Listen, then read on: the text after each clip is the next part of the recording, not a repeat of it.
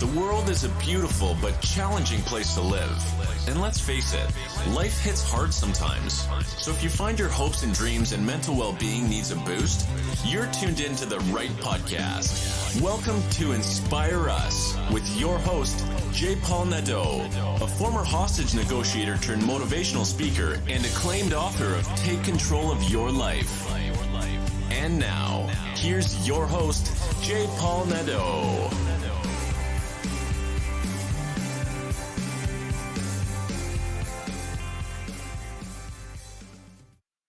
Hello, everyone, and welcome to Inspire Us. I have been uploading Clubhouse rooms for a while now, and these rooms go for about 2 hours, maybe a little bit more, and they are on the topic of negotiating your way out of self-sabotage. Now, I know a lot of people say, how do you negotiate your way out of self-sabotage? It's a no-win situation. Yes, it is. You can actually win. The moment that voice comes into your head is the moment that you start the negotiation, but this time, it's not a win-win. This time, you're out to win over the voices in your head. You're firm, and you direct the negotiation. You say, there is no negotiation, this is it. I'm telling you now, this is what I want.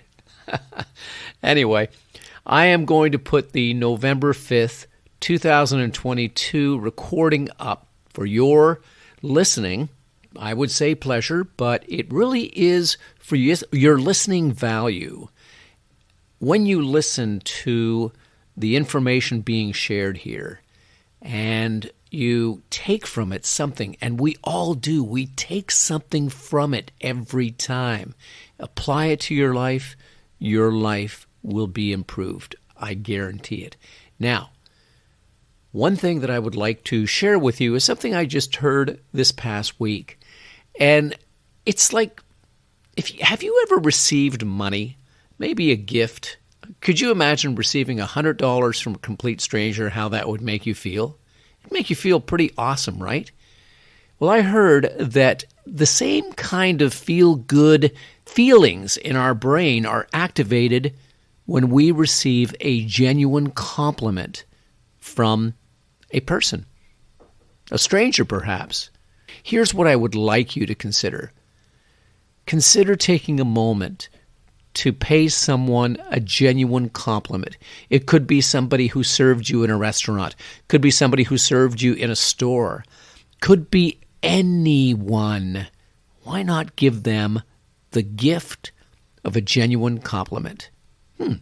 There's something to consider. All right. Without any further delay, here is the November 5th, 2022 Clubhouse audio on how to negotiate your way out of self-sabotage. It is me and my incredible moderators.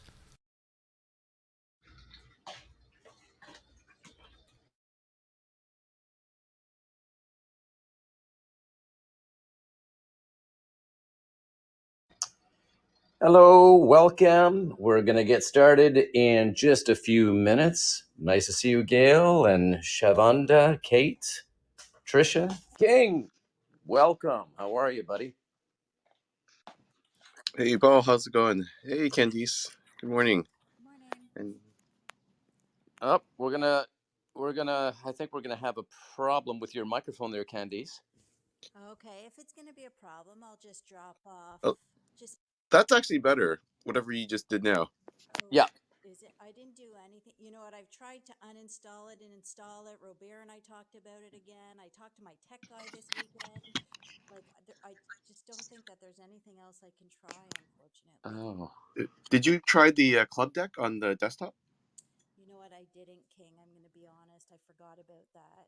Okay, no worries. When you get a moment, that might just finally be the thing that sorts this all out, hopefully. Yeah, sorry about that. Do you want me to just sign off? Because I don't. No. We can hear you right now, because right now you actually are a little bit louder than when you first logged in. So I think we should be fine with. Okay. All right. Thank you. Hey, Robert. Hey, Robert. Welcome. Hey, good morning, all. Paul, King, Candice, everyone else that has joined us this morning. I guess I should say good morning, good afternoon, and good evening. Yeah, that's the way we do it over here. It is still morning here in the East. We are Eastern Standard Time, and it's just a couple of minutes before noon here. And I think we're all. Candice, what time is it where you are? Noon as well. I'm in Ottawa with Okay, Robert. all right. So Eastern Standard Time here. It is almost noon. We'll get started. So welcome everybody. I see some familiar faces. Welcome Murray, Peter, Jacqueline. So many wonderful people here. Gail, Shavana, Kate, Trisha, Eamon, Hector, Arlene, Matt, Lena, Jag, Dahlia, Casey, and Marjorie and Lorna. So really nice to see you all here. We're going to get started in just a moment. And yeah, so what I'll do is you're in the Take Control of Your Life club, and we're going to be talking about negotiating our way out of self-sabotage. When you come up to the stage to ask a question or for your share, please keep it to about 2 or 3 minutes. And we're going to get more moderators, but moderators will be able to open their mics at any time to pour into you popcorn style. But for anybody joining us on stage, it's going to be in order. And please be patient because we do our very best to get to everyone. We also have a back channel. You can see that there is a discussion bottom left of your screen. You can join the chat there. And if you don't want to come up to the stage, but you do have a question, just put it in there. And we have King and other people who look at it regularly, and we can bring it to the floor and speak to it once we know what it is. So thank you for that. And we don't dispense medical assistance here or psychological assistance. It's not like we're giving therapy. I just want to make that clear. We do have doctors who join us, but that's not what we do. So if you are struggling with something that is serious, some mental wellness, and you need help, reach out to an expert. There are so many great physicians out there and doctors that can help you. So please do reach out and get the help that you need. Hello, Glenn. Welcome. Love your profile picture. You there, Glenn? All right. We'll get started. Actually, let's get started with some introductions, and we'll go from King to Candace to Robert to Glenn. Over to you. Oops, sorry. Okay, I was just on a different screen. Thank you so much, Paul, and welcome everyone to the Take Control of Your Life Club. My name's King, and I'm a social media and communications strategist as well as a travel influencer. So I work with small businesses that are looking to bring brand awareness or maybe work with their marketing strategies, their social media strategies, help with designing all that, and also the execution of everything that they need. So it's just fun to be able to work directly with people that are very, very passionate about their businesses, which doesn't always happen in larger corporations. And also, traveling is one of my passions. And so it's always nice to be able to see new places and talk about them and just see the beauty, oftentimes through the eyes of the locals, which I really do love to get involved with them as well. So if anyone ever wants to have any chats about either travel or anything around communications, social media, feel free to DM me on Instagram. I'd be happy to engage in a chat with you about that. And yeah, I'm just looking forward to learning so much from all the incredible moderators that join us that give their insights about overcoming self-sabotage and just being happy in life. So with that, Candice, I'm going to pass the microphone over to you if you're ready. Candice, the stage is yours. Awesome. Thank you, King. And hello, everybody, and welcome. And thank you so much for joining us today. During this time. It's one of my most favorite parts of Saturday to be able to be here with all of you.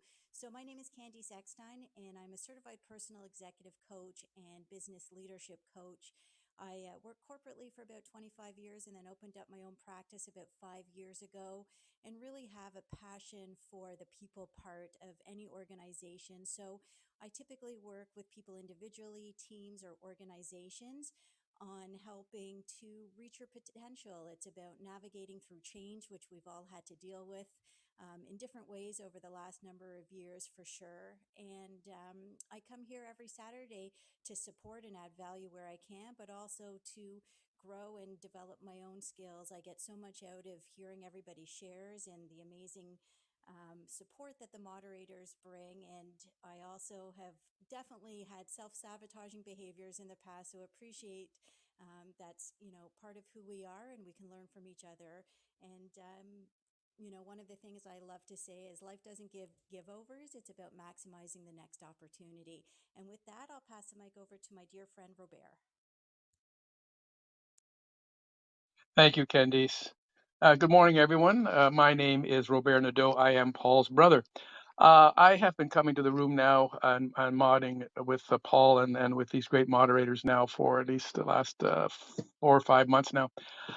My background is I am a lawyer by training. I've been a business lawyer in Canada, in Ottawa, Canada, for the last 37 years. But my background, I'm not here principally as a lawyer. My background is in philosophy. My undergrad was in philosophy, and I majored in the history of philosophy and science. I've also been We're losing you, bro. sorry. We're Yep. losing you a little bit in the matrix. Oh dear. Okay, let me try that again. My background is that better, Paul? Yes, it is. Is that better? Yes, it is. Hello? Can you hear us, bro? I can hear you Okay. now. Yeah, Can you yeah, hear we can me? hear you now. Yeah. Okay, I don't know what happened there. Okay, my background is in philosophy. I majored in the history of philosophy and science, and I've been a lifelong student of critical thinking. I have a Facebook group on critical thinking, which is titled Critical Thinking, Reason and Reality. Um, as Paul said, we're not here to dispense medical advice, therapeutic advice, legal advice, any kind of advice. Paul will be expanding more on that when he gives his introduction. What I do when I'm not here, when I'm not lawyering, is I'm also a mentalist with an entertainer. It's a form of magic. My tagline is "Magic for the Intelligent Mind," and I have performed in Las Vegas, New York, Montreal, Toronto, Ottawa. And I try to bring all of those skills, my experience here. But as Candice said, I'm here as much to learn, and in fact, I tend to walk away from each one of these sessions a little more humbled, a little more informed, and certainly inspired. And so, with that, I will pass it over to Glenn if Glenn is available. Glenn, over to you. Yeah, hi there. How are you, Robert? And hello, Paul. Boy, you called on me so fast. I just wasn't. I wasn't ready. I had just logged on and I was getting my earbuds in, so I'm squared away now. Good to be here with you guys. I don't normally do an intro, but you know what? I'm going to do one today. Normally, I just start adding something, but today I want to say that I have been blessed to make my full-time living as an actor for now 48 years. I've been an actor for 51, but 48 of it has been as my living. And the reason that I belong in an environment like this is that as a professional actor, we are emotional explorers and we eyeball things like tendencies and patterns. Our job is to observe and replicate. This is what we do. We observe human behavior and we replicate. And it is very difficult, if not impossible, to replicate that which we see without learning something along the way. In fact, learning a lot, because we are keen observers, inherently keen observers. That's our nature. It's what we do. It's who we are. So not only in business is it possible to derail our own momentum, but the characters we often play are people who are flawed, people who have challenges that often we ourselves do not. Sometimes we have similar challenges, sometimes we have drastically different challenges. Sometimes we're not at all like the people we portray. And so seeing what can befall another and being able to identify it and learn about it and research it is really, really key. And at the end of the day, we wind up becoming so much better off for having learned what is out there and what can happen to a human life, even if it's not currently happening to our own. And I'm glad I took time to go into that, Paul, because as I said, I've never gone into it from that kind of a descriptive place. But it's about learning what is available out there, the pitfalls of life that are out there, and learn how to sidestep them, whether we have fallen in them ourselves or not. I think sabotage is a fairly common thing to have at least at some point wrestled with. I think it's very human to run into that, and learning how to not do it is pretty key, and that's why I'm here. I feel blessed to keep the elevated company that it resides in this room. Thanks, buddy. Thank you so much, Glenn, and well said. Thank you. Over to Dr. Allison. Thanks, Paul. Good morning, everyone. I love what you just shared, Glenn. These patterns are so important. I'm Dr. Allison Oklufi. I'm a clinical psychologist here in Northern California and an educational psychologist. I'm a mind body stress reduction facilitator and a yoga instructor and a clinical hypnotherapist. Do it all. But I love what you mentioned about patterns because we're coming up into the holiday season. And it's so easy to fall into historic patterns of behavior around our loved ones. We're coming into an election season here in the United States. And again, patterns of behavior.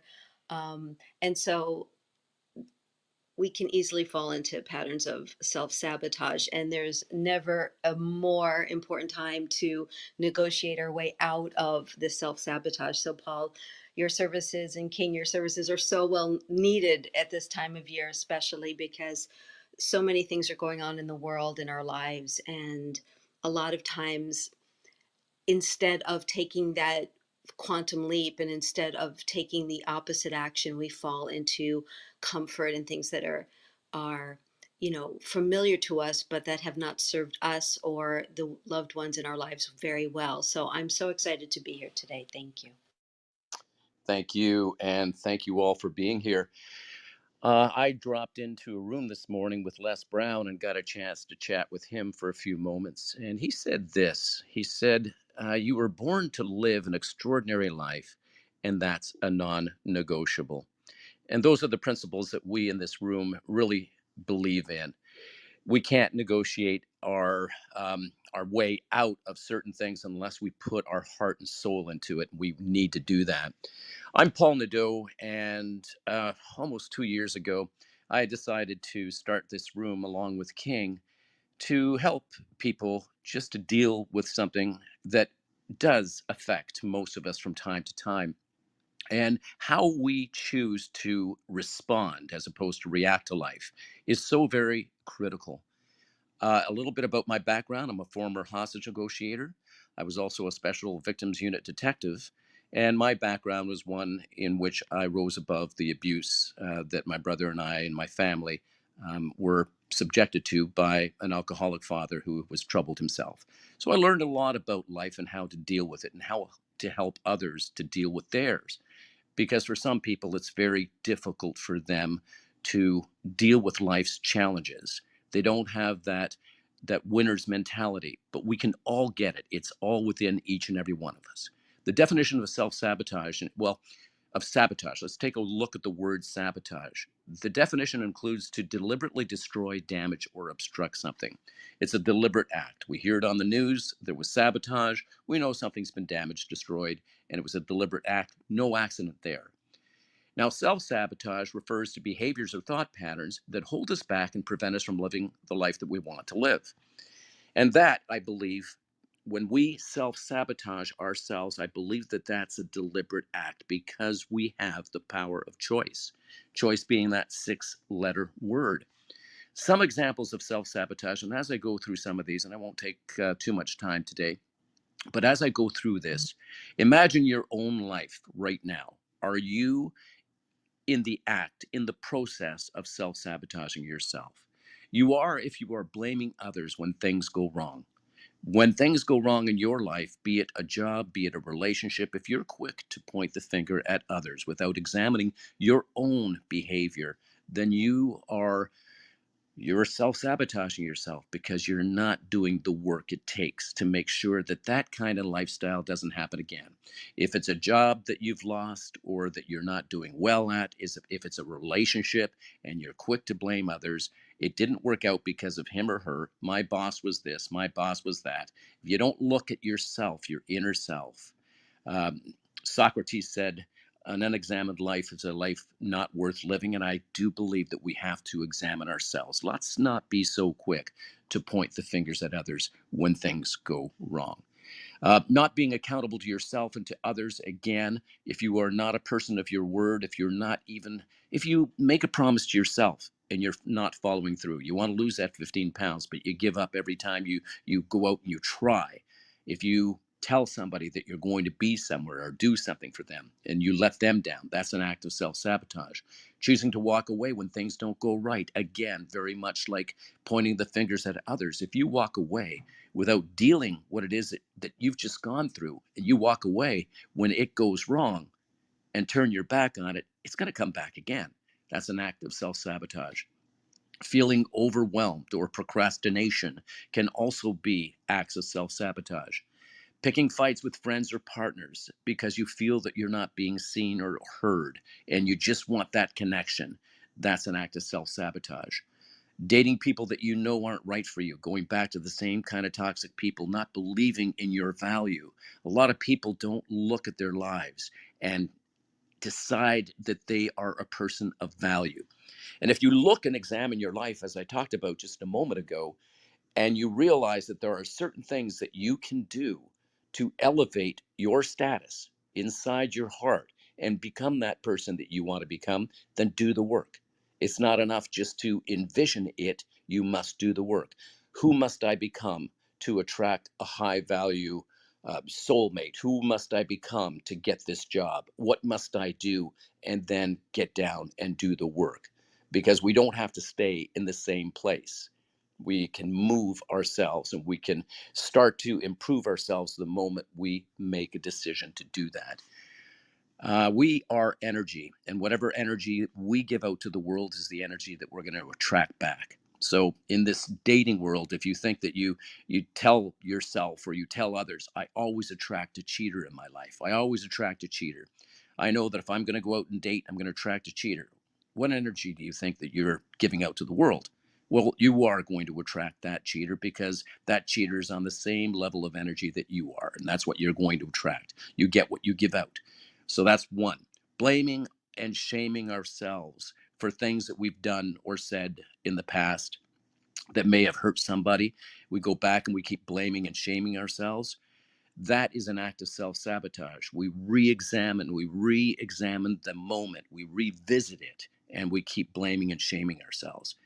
If we have learned from that experience and we've moved beyond it and we have made the corrections that we need to make, we've asked for the forgiveness that we should have asked for, and then we forgive ourselves. If we go back and blame and shame ourselves for something that happened 6 or 12 months ago after having done the work, then we are doing nothing for propelling ourselves forward. We are locked in something that's not going to serve us. We are not those people that we were 6 months ago, a year ago, 5 years ago. We've evolved. We are works in progress. And if we learn from our mistakes and we choose not to do them again, then we are better people and not those people that we were when we did that. Another one is putting ourselves down. And it's that little voice in our heads that tell us that we can't do anything right. Why me? Why does this always happen to me? I won't make it. I'm not going to get that job. I'm not going to get that date. So why am I even going to try? I'm just going to sit here and be quiet. I'm going to let life go by because I am not worthy of anything. Nobody loves me. I can't do it. So I'm going to self medicate. I'm going to use drugs, alcohol. I'm going to beat myself up, is really, you're no good. I'm going to talk to myself the way that I would talk to an enemy. You're a piece of crap. You're this, you're that. And that's my choice. No, it may be your choice, but it's not the right one. Those are indicators of self sabotage if you're going through any one of these. And these are just a few. And there are ways to negotiate your way out of that. Number one, become aware of what you are telling yourself. Become aware of what it is that you're feeling, and then do something about it. Take a look at the words that you're saying and challenge them. Change the narrative. So those are just a few of my thoughts, and thank you very much for listening. Now I'm going to turn it over to King for a quick room reset, and then we're going to go to our first speaker, Peter. And thank you. Over to you, King, for a reset, please. Thanks, Paul. Great introduction there. And thank you to everyone who has joined us today in our Negotiate Your Way Out of Self-Sabotage room. And of course, this room is hosted by the Take Control of Your Life Club. So if you aren't already a member of the club, tap the green house above my head and become a member. And also, while you're there, feel free to invite others who you think might be interested in joining the club as well. And that way, you'll be notified whenever we do run this and other rooms that happen along the way. And of course, if anyone does want to come up and join the conversation, just raise up your hand as soon as possible and we'll get you up in the queue. And of course, we do try to keep the rooms at about 2 hours in length. So it happens every week from noon till 2 p.m. Eastern time. And so we will close the hand raising as soon as we feel that we have enough people on stage. So if you do want to come up and speak, get your hands up and get up here into the line sooner rather than later so that you are able to speak. But for anyone that isn't able to join us here on stage, the room chats are open and will stay open for the entirety of the room. So you can always ask your questions and drop any comments you have in that room in the room chats as well. And of course, we do ask that anyone that does want to come up on stage to make sure that you have something written in your bio and ideally a social media account attached as well, because we do try to keep the space as safe as we possibly can. And so we just want to make sure you're a real person and not someone here to disrupt the room. And of course, if you haven't already, it really helps us get the word out there. If you could share the room here, whether here on Clubhouse or on social media, and you can for iPhone users, it's the little square with the arrow pointing up. I think it should be something similar on Android, but I'm not sure. But it shouldn't be too hard to figure that out. And of course, I always remind people, just make sure while you're in the room also to take a look around at the people above you, beside you, below you, and read their bios. And if you see someone whose story resonates with yours, like reach out to them, connect with them. Of course, all the incredible people here on stage are fantastic people to start checking out as well, just because uh, Clubhouse uses an algorithm that looks at the people you follow, the rooms you go into, the clubs you belong to, and it uses that to suggest things to you here on the platform. And if you're going to spend time here, you might as well make it the best possible experience you can. I myself have made lots of incredible friends here, and I think everyone should maximize the opportunities to do that, because making friends is an incredible thing. And also, don't just follow them here on Clubhouse. Follow them on Instagram, follow them on Twitter, whatever, wherever you can find them, because it gives you a chance to get to know them better, see different sides of them, and also gives you a way to stay connected. For any reason, should there be technical difficulties here on Clubhouse. And so, once again, I do remind everyone that if you do want to come up and speak, to just raise up your hand and get up on stage sooner rather than later, before we cut off the hand raising. But of course, we are here every Saturday from noon Eastern time till 2 p.m. So if you aren't able to speak this weekend, we welcome you back next weekend. And with that, Paul, I'm going to hand the microphone back over to you to get us rolling. So, Paul, if you are ready, the stage is yours. Thank you so much, King. Great reset. And yes, welcome, Peter. Peter, how are you?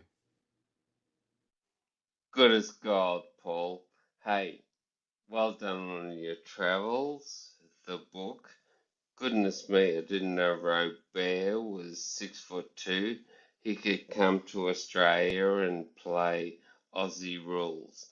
So Glenn, MW2, excellent.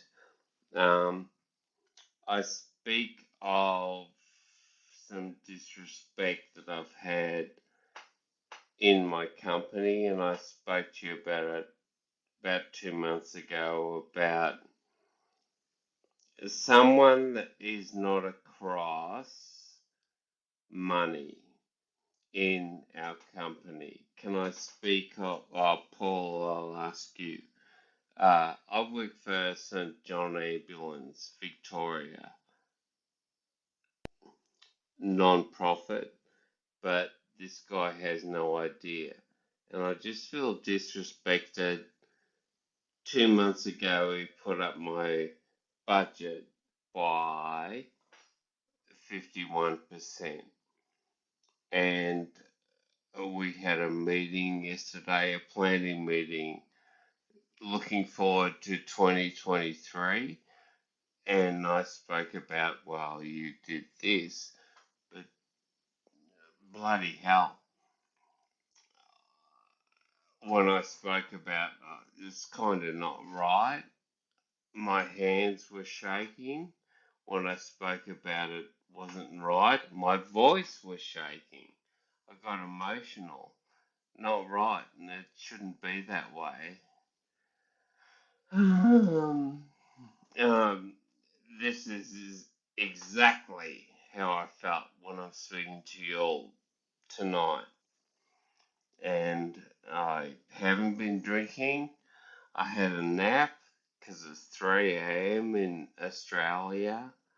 I went, what am I going to do? What am I going to do to express myself? But I did express myself honestly. So this is where I'm at. I'm at a crossroads. Do I leave? Do I find another job?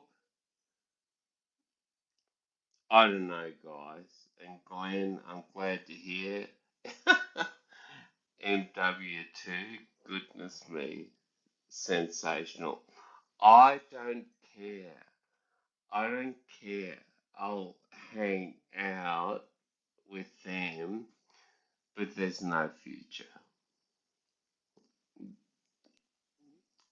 Now, And with that, I'm done. all right, Peter. Do you feel that there's no future because you're not enjoying your work, or is it because of the different personalities? Oh, Paul, this was my passion for St. John Ambulance, Australia, Victoria. Mate, you are the cop.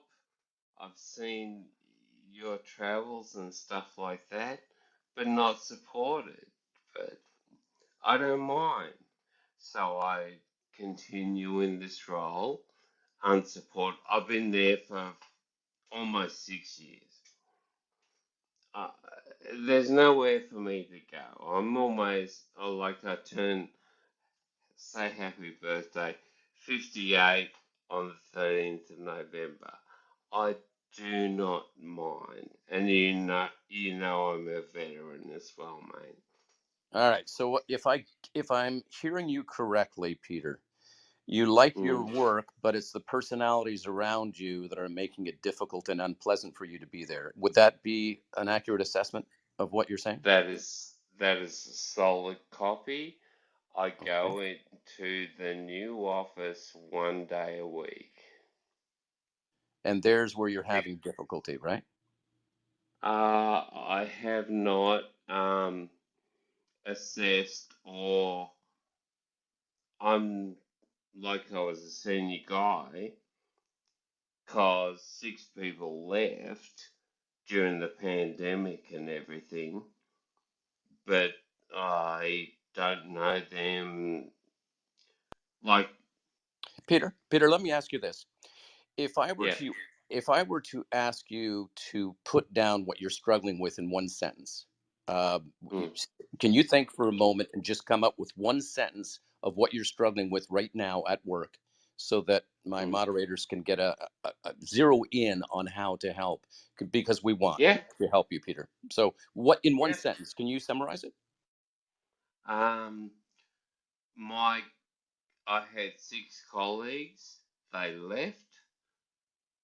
We've got a new 5 colleagues, and I don't know who they are in my new team. Does that make sense? Somewhat. Moderators, anybody want to join in right now and ask questions? Um, Okay. sorry, I'll just ask another quick question, Peter.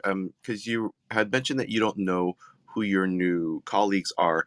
Is this a situation that you just don't, you don't also don't care to get to know who they are, or is it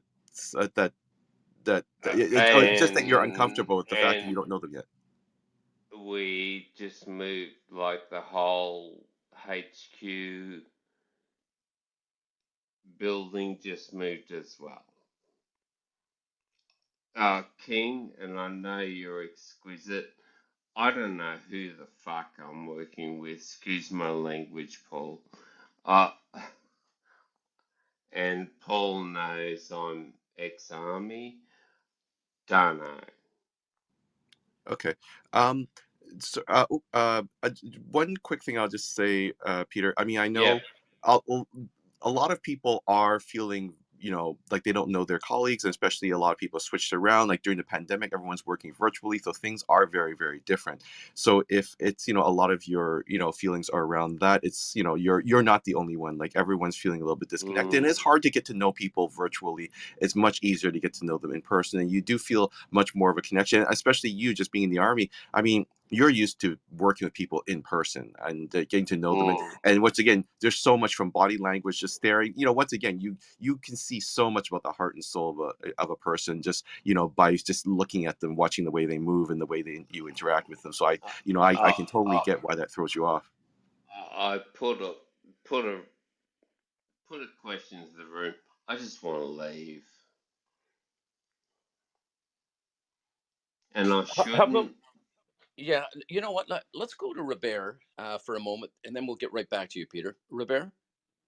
Sure. And I just wanted to say, Paul, thanks for your travels, and Robert. I never knew he was so tall. Bring it on. Tall. I don't know how much taller. I am a bit taller than Paul. Yeah. Okay. Now, now, Peter, and uh, and the Peter. yes, thanks, Robert. Yeah, Peter. I just want to get out. Yeah. I want to No, get out. Peter. I give up. Peter. Just give me a second, okay? Just hear me out for a second. Solid. Although I don't come to this room typically bringing my legal skills and experience with me, I think this may be helpful because one of my areas of practice Oh, is employment law. And almost on a daily basis, I receive calls from people who are having struggles in their employment, or they have been terminated from their employment. They're considering firing. They feel like they're being constructively dismissed. So I might have something to share with you. First of all, I I think King. I just finished watching Better Call Saul. Yeah, Peter. No, I don't know, nothing to do with Paul. it. I'm just going to But bow out because Yeah, obviously I'm Peter does not want to hear what I have to fucking say. So I'm yeah, going to bow yeah. out. depressed. Okay? Peter, can you mute your microphone and let Robert speak, please? Sorry, boss. Yeah. Just mute your mic and let Robert finish. Thank you. Well, I'm only interested in finishing if Peter wants to hear what I have to say. If he doesn't want to hear what I have to say, and people pay $475 an hour for, then that's up to him. So, Peter, do you want to hear what I have to say or not? Loud and clear, Okay, Robert. thank you. I get these calls all the time, and I hear your struggle. You know, I think King really put his finger on it when he talked about how COVID has impacted the entire workforce, and not only in my country and our country, but in your country and around the world. We're all having to adjust to new realities, new dynamics in the workplace. One of the things, the best advice I can give you is not to overreact emotionally. Okay. We tend to react emotionally to these things and sometimes too much. Now, Candice is the expert in emotional intelligence. And so I will ask her if she's got anything to say after I say it. But that's what I have wrestled with is people, when they call me, they're so emotional and sometimes they want to quit. They want to just leave. They want to sue everybody, whatever. And I just say, listen, just slow down a bit. Slow down a bit. Recognize that you don't have to react emotionally to something. Give it time. Give yourself time. If you have invested so much of your life in this job, in this work, um, why throw it all away because of some kind of an emotional reaction? Um, think it through. Do you have somewhere else to go? Because I thought I heard you say you loved this job, you loved this work. So why would you throw it all away? My advice to you is try to keep your emotions in check, think it through, give it a chance. Okay. If after 2 or 3 months you're still feeling the same way, then yes, maybe seeking some career counseling may be a smart move for you. But for now, just try to handle those emotions. And so with that, I'm going to ask Candice if she has anything to add because she is in fact the emotional intelligence guru here. Okay, thank you, Robert. And I know I'm having some mic issues, so I hope You're that coming out loud and clear. am I? Okay, perfect. Thank you. You know what, Peter? I would echo on exactly what Robert said, and it really is tough to control our emotions when they're heightened and we feel like our buttons are being pushed. But if you can do that, you'll be able to be in a position to make the most intentional and purposeful decision for yourself. And so, one suggestion I would have for you is to try and be objective as possible and not subjective. So, really think from a fact based perspective. What about this job do you love? What about this company do you love?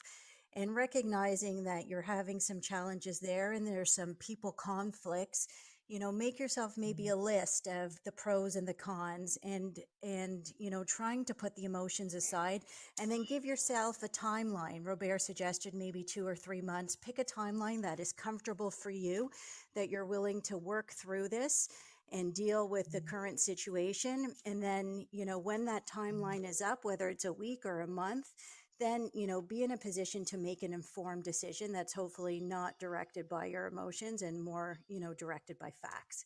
So I hope that helps. It most definitely helps, but No like I buts. said, No buts. No the buts. When you start solid using a copy, but, Paul. hey, Peter, when you start using a but, oh, that helps. I'm listening, but I'm not ready to do the work. That doesn't do anything to propel you forward. There are certain things that we can control and certain things that we can't control. You know that, Peter. But Paul, the people come to me when I get there and they go, problems. But I hear you, and I take it on. Mate, you've been traveling, and the book is good.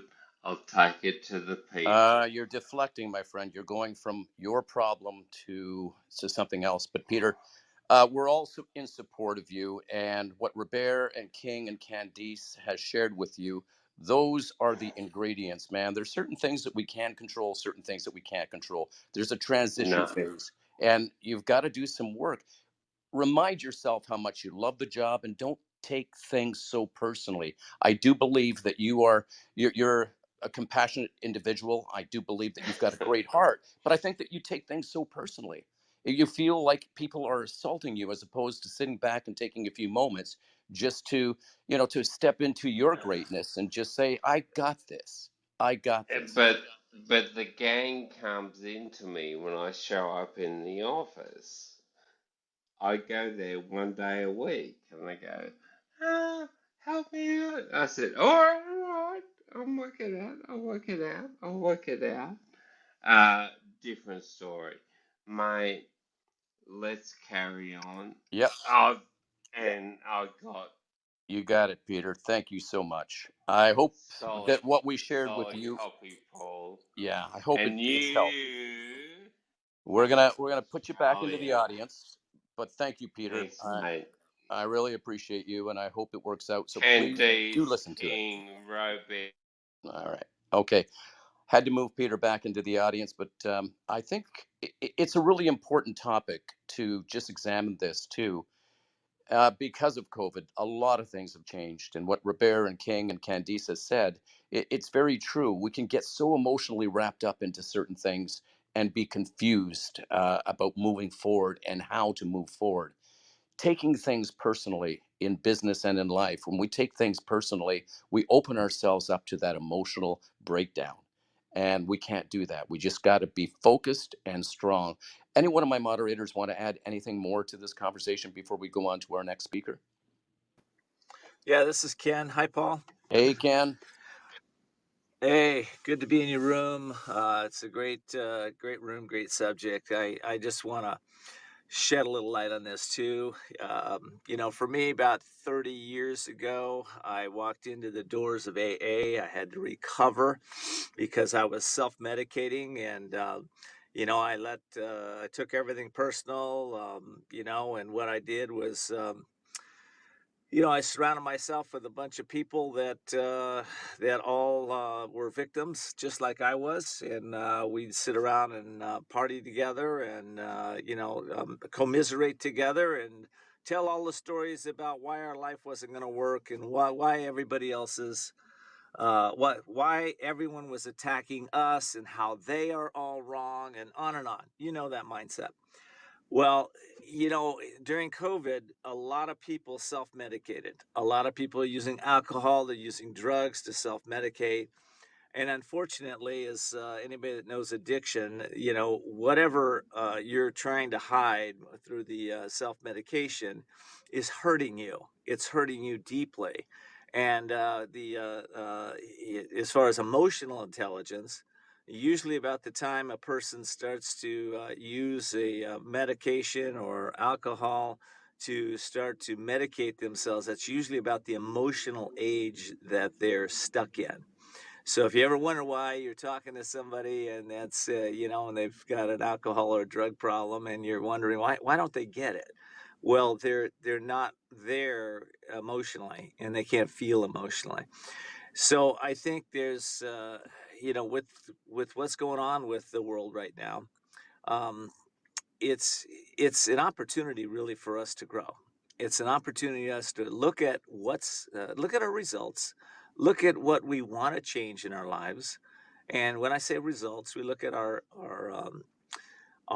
careers. Are we getting the right results? How about the peace that we have in ourself? Are we getting the right results with our family life, our home life, with our financial life, all areas of our life? We're looking at what are the results we're getting. If we don't like those results, there's something inside of us that needs to probably change, grow, develop, or expand.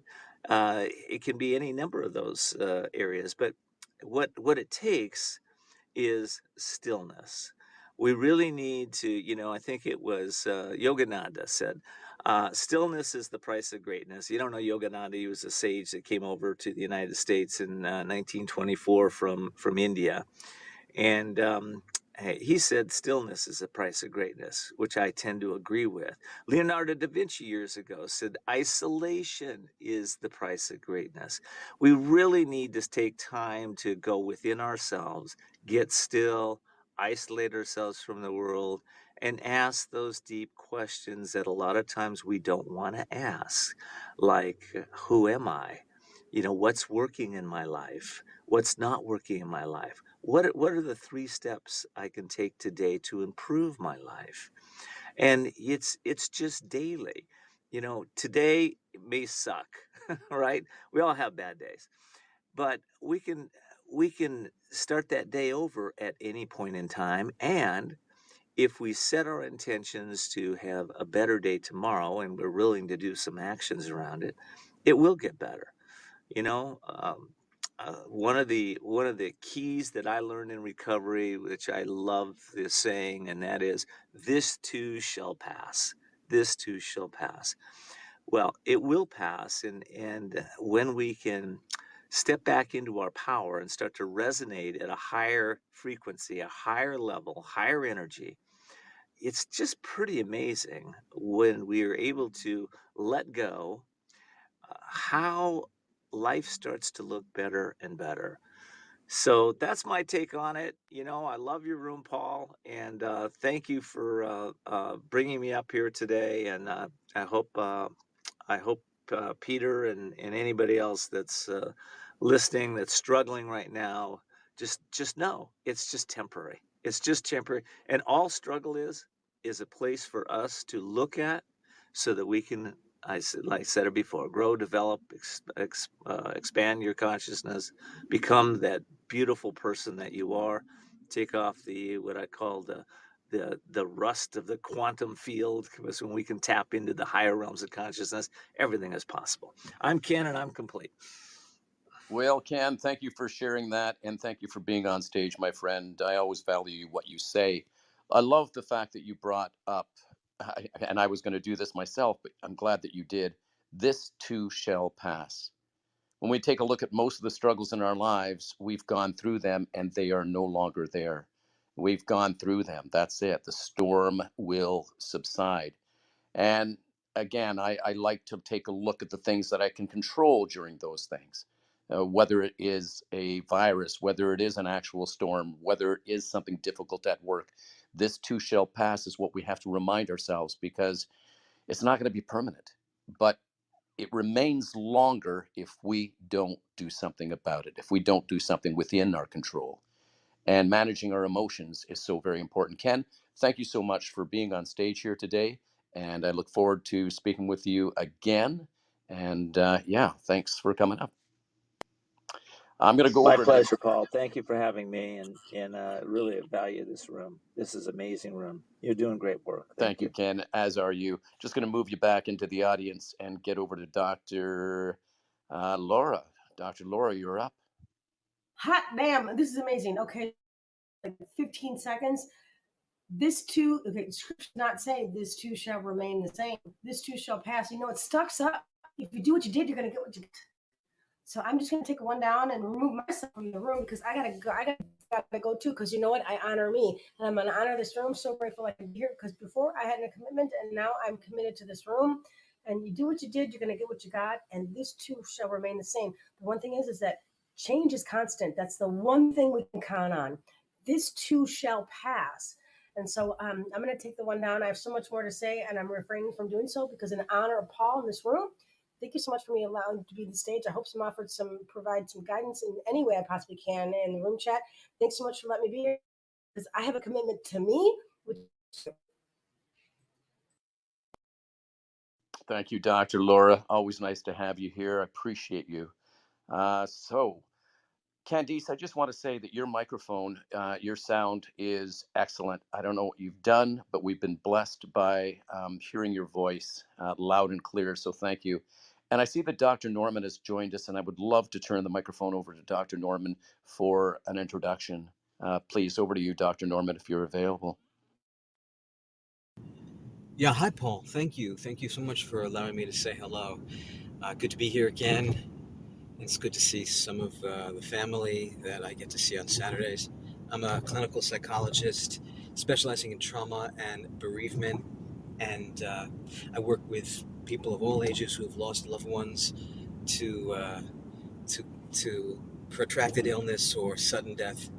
I teach a class at Columbia University on pastoral counseling to imams, priests, and rabbis, and I enjoy writing books when I have time between my patients, and I'm happy to be here for as long as I can stay. Thank you, Paul. Hello to everyone. Thank you, Dr. Norman. Sorry I missed you in New York there. We were only there for a couple of days, but next time I plan on seeing you and the others. So when I go back, which will be hopefully very, very soon. So thank you. All right. So we're going to go over to Tazy. Tazy, welcome. Well, thank you. Hi, everyone. Good morning. I'm in Phoenix right now. Phoenix is a beautiful city. It's just sprawly like LA, people like LA. I like Phoenix. Great art museum. So before I left for this trip, I am going to a bar mitzvah. But before I left for the trip, I had a house guest coming in who was going to stay at my house without me there. So 2 weeks ago, I tore the place apart, turning everything upside down with hopes of getting it out of the house and sorted through and done in one fell. I had 2 weeks to do it. I thought this is good, motivating. And I got the house completely discombobulated, everything out of its stuffed away place. And then I broke my ribs a couple weeks ago, and I couldn't move anything. So my poor house guest, I had to apologize to her so many times because I left such a clutter. I just told her, I made her a nice bed so she had a place to sleep, and the coffee was accessible, so she had coffee. Oh my God. Anyway, I was thinking about the big, huge mess and her coming. And what it did to me was I forgot about all the work that I have done, that this clutter mess is becoming more and more accessible to getting disposed of, getting given, getting away. And I've done so much good work on it. But the fact that she was coming and that it was still such a mess, it eclipsed my good work for me for a little bit. And then I listened to this unbelievable, marvelous book on the way over here called Whistling Vivaldi. I don't know if anybody's heard of it, but it really talks to how stereotypes affect us and what we do. And it's part of a 7-part series of issues of our time. And basically, The title comes from this tall black man who found that if he whistled Vivaldi or something that sounded classical, as he walked by people, that they were less afraid, that it dropped their fear factor of him because of the stereotype of him being a tall black man. And that started an interest in that, and also different, anyway, that started an interest in his research. This guy is splendid in the coherent research he's done, and really mapping out how stereotypes for everybody in society, and they kept doing these different studies. Well, does it work internationally? Is it with Asians? Is it with upper class African Americans, high performing African Americans? Is it with comparable groups of whoever, but Latino and black and white and Asian and women and teen and gay and male, and it's so interesting. But then I started thinking about it, and there's one part of the book that said you look for that some students, rather than taking on, what it does is it raises the affective filter, so these students, when they think they're performing to represent their group, any group, and it wasn't just students, it was different projects too. But when it raises that affective filter with a questionnaire that comes ahead of time that just mentions that group that they're in, that they possibly are representing, that they perform at a significantly worse level.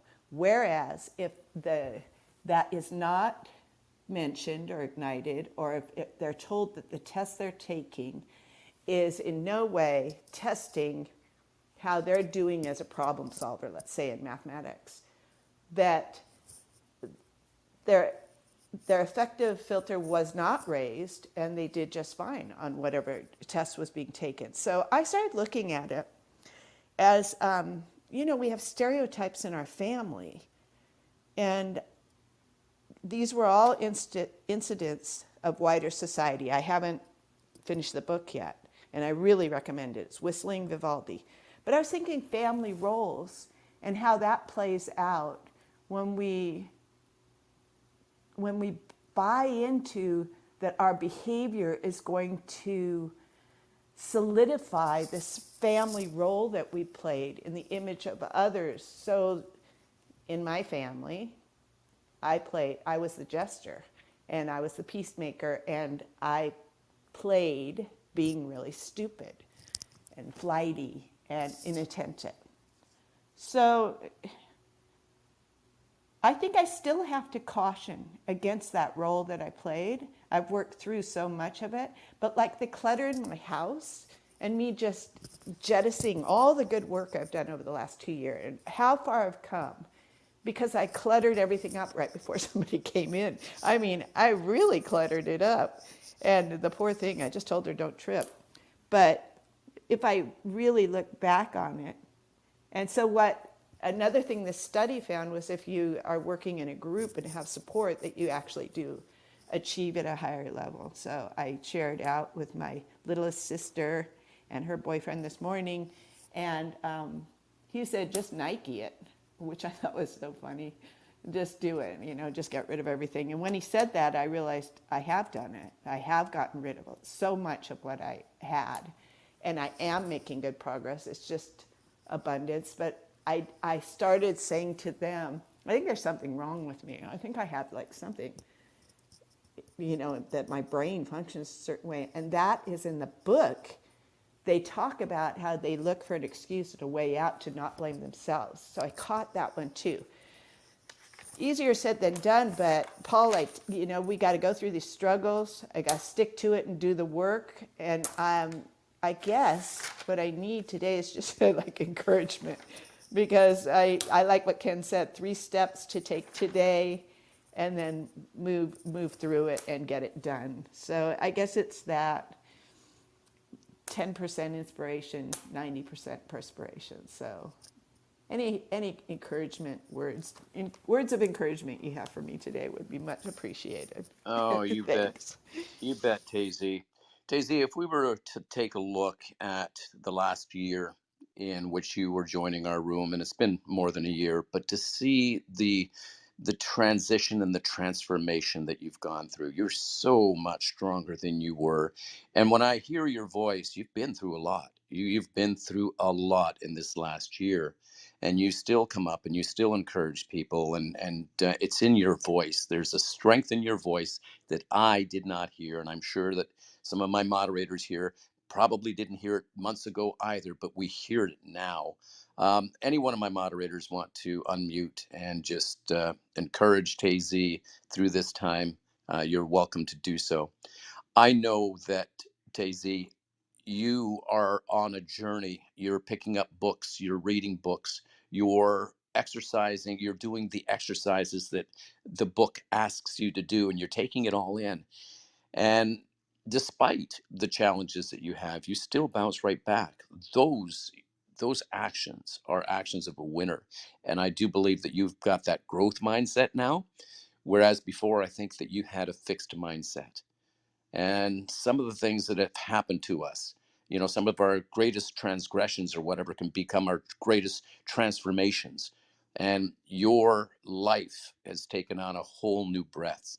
And I love to hear the strength in you. And King, I'm going to pass it over to you. For sure. Thanks, Paul. I just wanted to very quickly say, just to emphasize what Paul said, Casey, I mean, just the sound of your voice is so different compared to when you first started speaking to us till now. There's definitely so much more happiness. You sound, a lot happier. You sound a lot more confident. I mean, it's just, it's night and day difference. And I think the biggest difference is I feel that when you first, so when we first met you, you were just kind of reacting to things that are happening in the world, whereas now you're so much more proactive. As Paul said, you're reading books, you're analyzing situations, you're learning, you're so much. And before, I don't think you gave, just because so much was going on, you're just trying to process, you're just trying to react to what was going on in the world. And I think now, just being able to more proactively do things and not just be in a reactive state, so you're not just sort of in a state where you're just kind of fighting for your life in a way. Now you're actually able to handle things so much better.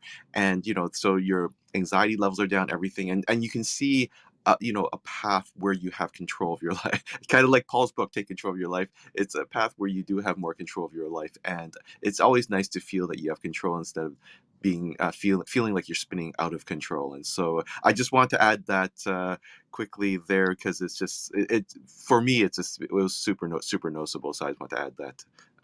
So that's it. Well, I just want to pour into Tazy. I want to fangirl a little. The fact that you are so brave and so vulnerable every week with everything you're going through, and you put it all out there. And what's so interesting is your metacognitive processes. You think about the way you think about things. And for so many people, hearing you parse out what's going on in your life and break it down and really pinpoint what could be the underlying rationale and issues behind the the thoughts, the feelings, the behaviors is so helpful, because we read books and it gets us from A to Z, but we don't get the processing as much. And having you share that is just so brave, and I just admire you so much. And if anyone doesn't follow Tazy on Instagram, she has some amazing photographs. She's a great photographer, so I highly recommend that you go to her profile page and check out her Instagram. Thanks. Thank you.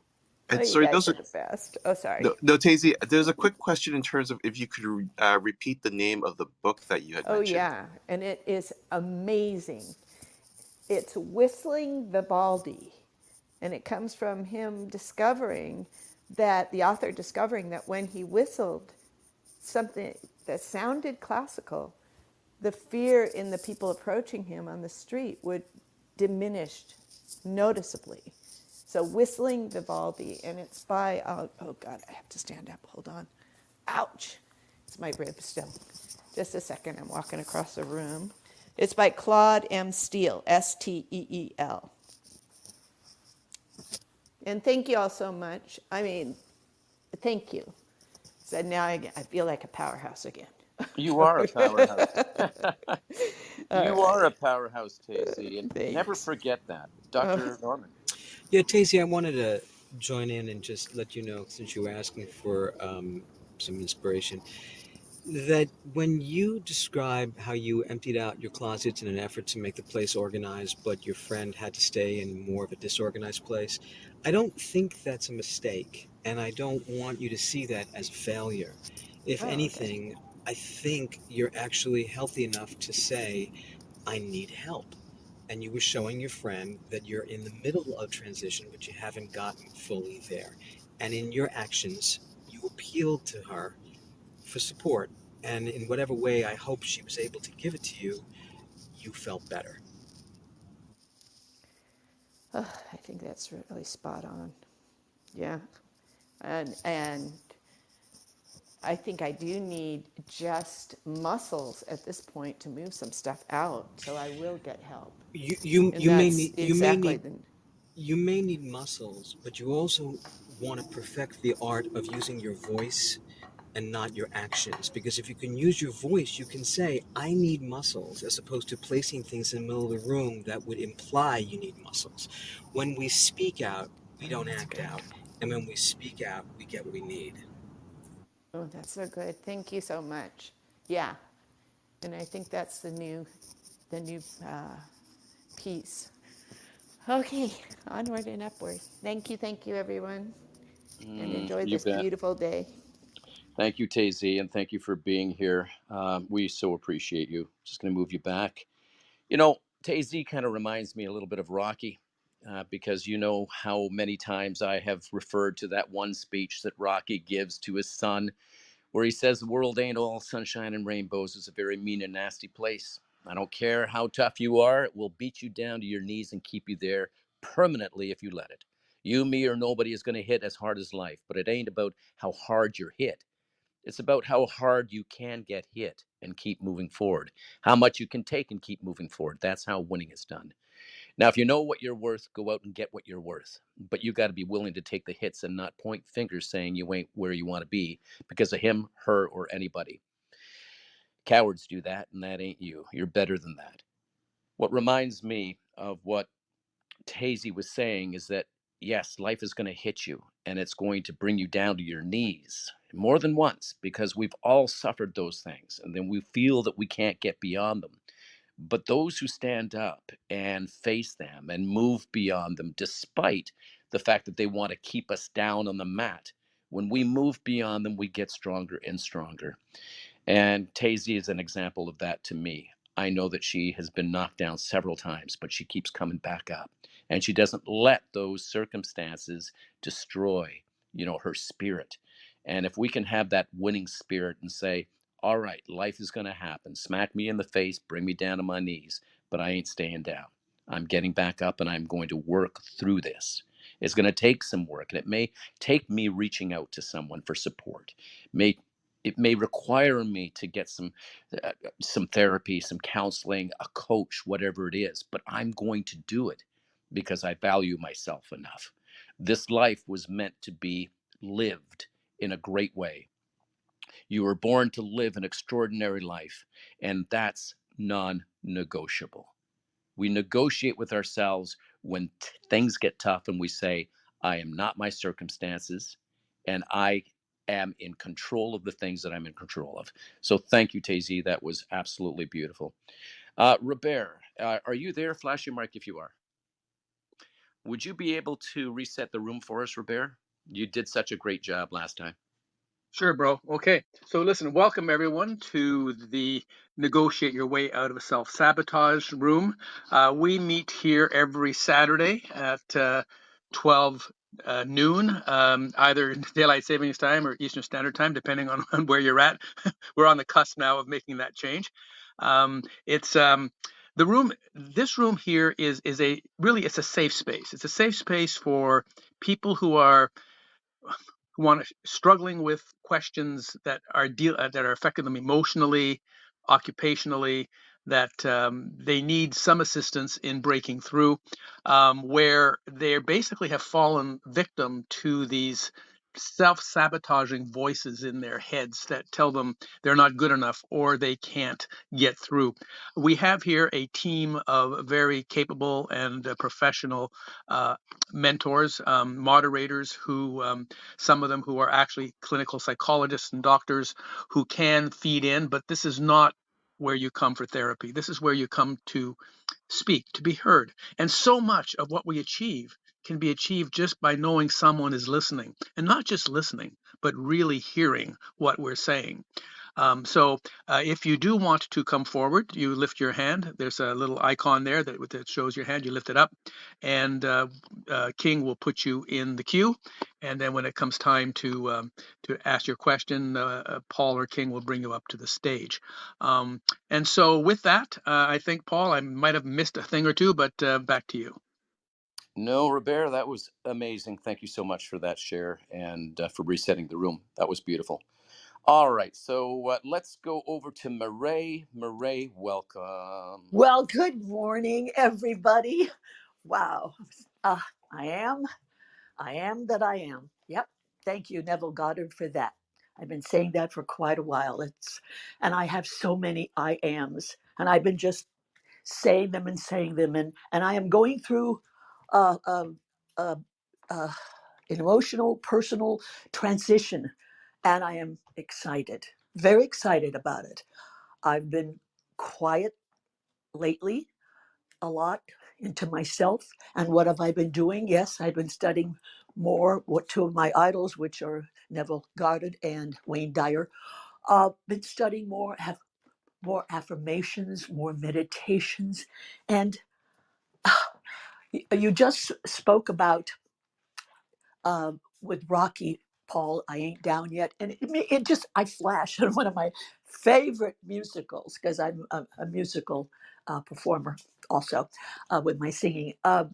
That's the unsinkable Molly Brown, and she goes into this song, I ain't down yet, and I've always that has always resonated with me, and I know Glenn can relate. Being an actor, sometimes we get down. We get down.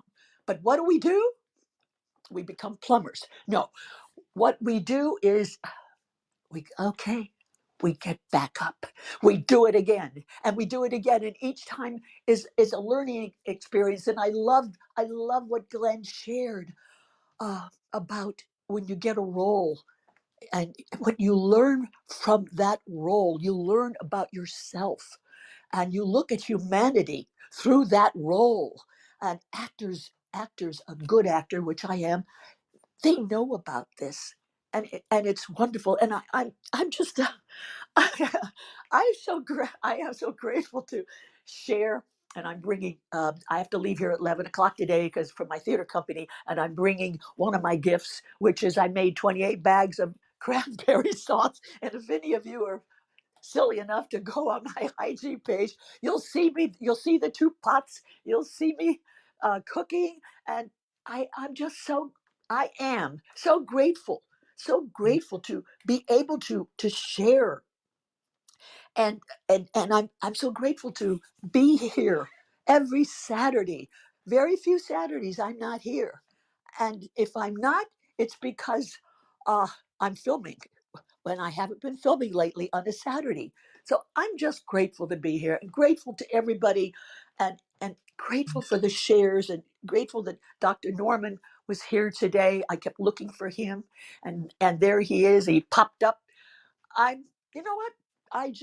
I am that I am. And I'm closing for now. And I'm going to listen to everybody as I start getting ready. And I am blessing every single one of you for showing up and learning and growing, because I know that I am. And thank you. Thank you so much, Murray. You're always encouraging and great, and I'm glad that you reminded us that songs and music and stories can make a really big difference, even the one that I shared. So thank you so much, Murray, and good luck with everything. Does anyone want to add anything to that? Yes, Doctor. Hi, Marae. It's Allison. I loved your cranberry post on Instagram. I watched it like 3 times because I just couldn't believe what you were doing, and I was trying to figure out how many pots were on the stove. So just I'm so happy you shared that. Thank you so much. Okay, great. Thank you. Murray, just going to move you back into the audience. Thank you so very, very much. And we have Jeremy who's just joined us. Jeremy, are you in a position to give a brief introduction? Ooh, yes, the quick hot seat. I love it. What's up, everybody? Happy Saturday to you, wherever you are. I'm a professional athlete. I've been doing this now for 8 years, played college baseball, and have been in 8 different countries at this point. But I get to be home with family for a little bit. That's my little 2.5-year-old nephew. The little niece is here too, and they're sick. But I just always get excited to be in here and do what I can to help people out with the crazy fun life that God has put me through, especially over these last 8 years. You know, there's only so much that I learned when I was in a small town, and I think the biggest thing that I learned was the Instagram post that I've seen over and over again, where it's the guy from Top Gun, and they say, "What's the biggest lie you were ever told?" And he looks at her and he says, "It's not that simple." And she goes, "What's not that simple?" And he goes, "No, that's the biggest lie I was ever told." And I think it's the truth about pretty much everything. So I get excited just to help people out, and I'm just going to leave it there for now. But it's great to be here with you, Paul, and with everyone else. Thank you, Jeremy. Great to have you join us. And yes, if you've just joined the conversation, we've been talking about a lot of different things, and it's just been a great morning, so or afternoon or evening for whoever. So we're going to go over to Dr. Ami and welcome. Thank you, Paul. Hi, everyone. It's been lovely listening to everyone. So I am feeling a bit stuck, a little frustrated, and I can talk myself out of it, and I have lately, but it comes back. So I wanted to kind of get your perspective, the collective wisdom here. So the long and short of it is, I've kind of made a mid-transition career move, moved to a different city about 7 years ago, and I love my job, love my career, love all the different different things that I have been able to do. But the social front has been really challenging. Moving as an adult with the career being out of state in a different city, and my life is here. And I have a lot of fun things to do, but my frustration has been in finding like minded friends to do it with. And what I love about myself is that I'm very adventurous, fun loving, and open minded. So I do meet a lot of variety of people. But the downside is that after a little while I discovered that it's not the more I've known myself, the more I realize what feeds my soul is growth minded people who are also curious and passionate about life. They don't want to just hang out and go to restaurants and have drinks, or just kind of have superficial conversations, but they're really up to something in their lives. And that's been challenging to find. And I've been very like I said, open minded, and I've tried many different avenues, but including the things that I love to do.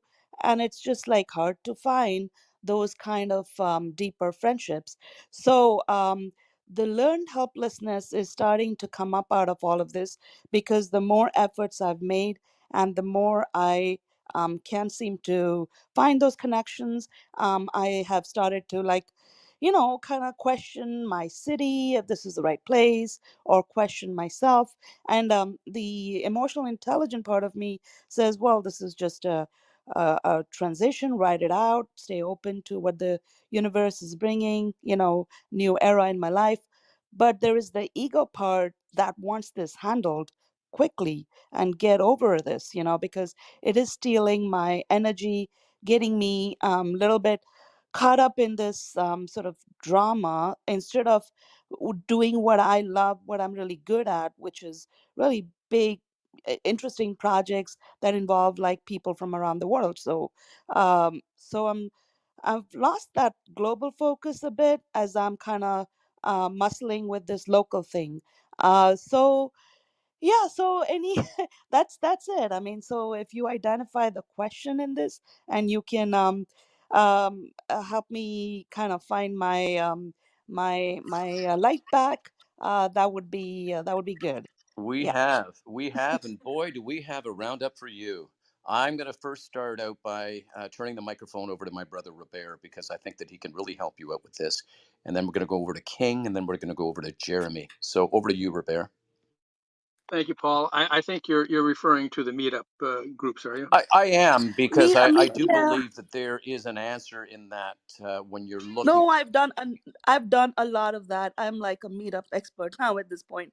I have been to all kinds of different ones. That's why I feel frustrated because I really feel like I've done, and what has been like working in other cities. That's how I made friends.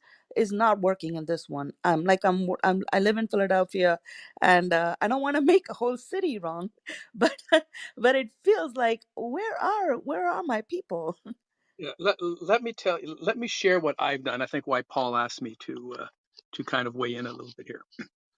My you likely missed my introduction, but my undergrad, even though I'm a lawyer by day, my undergrad is in philosophy and the history of philosophy and science. And I was years ago, I was looking like 12, 13 years ago, I was looking for a book club that was interested in reading the classics. And I stumbled across Meetup, and I was looking around for the right group to join that would enjoy the kind of reading that I like to do, going way back to the ancient Greeks and all the way through the history of philosophy and science. I couldn't find one. So I started a group. I started a book club. I gave it a really catchy title that was quite pertinent to what I was looking for. Within about probably less than a year, that club had grown to over 120 members in this book club on Meetup, and these were from all over the world. So I don't know whether that would be a help to you, but sometimes when you start your own thing, and others are also thinking the same you are, is I can't find where I fit. That may be of use. Anyhow, that's my share, and I will, I guess, turn it over to back to you, Doctor, or over to King. Over to King first, and then we're going to go over to Jeremy. Thanks. Yeah. Where because I've relocated a lot, I've had to start from scratch in terms of building social circles, and it sounds like you've had to do that a few times too, and just the strategies that you're using aren't as effective as they were in other places.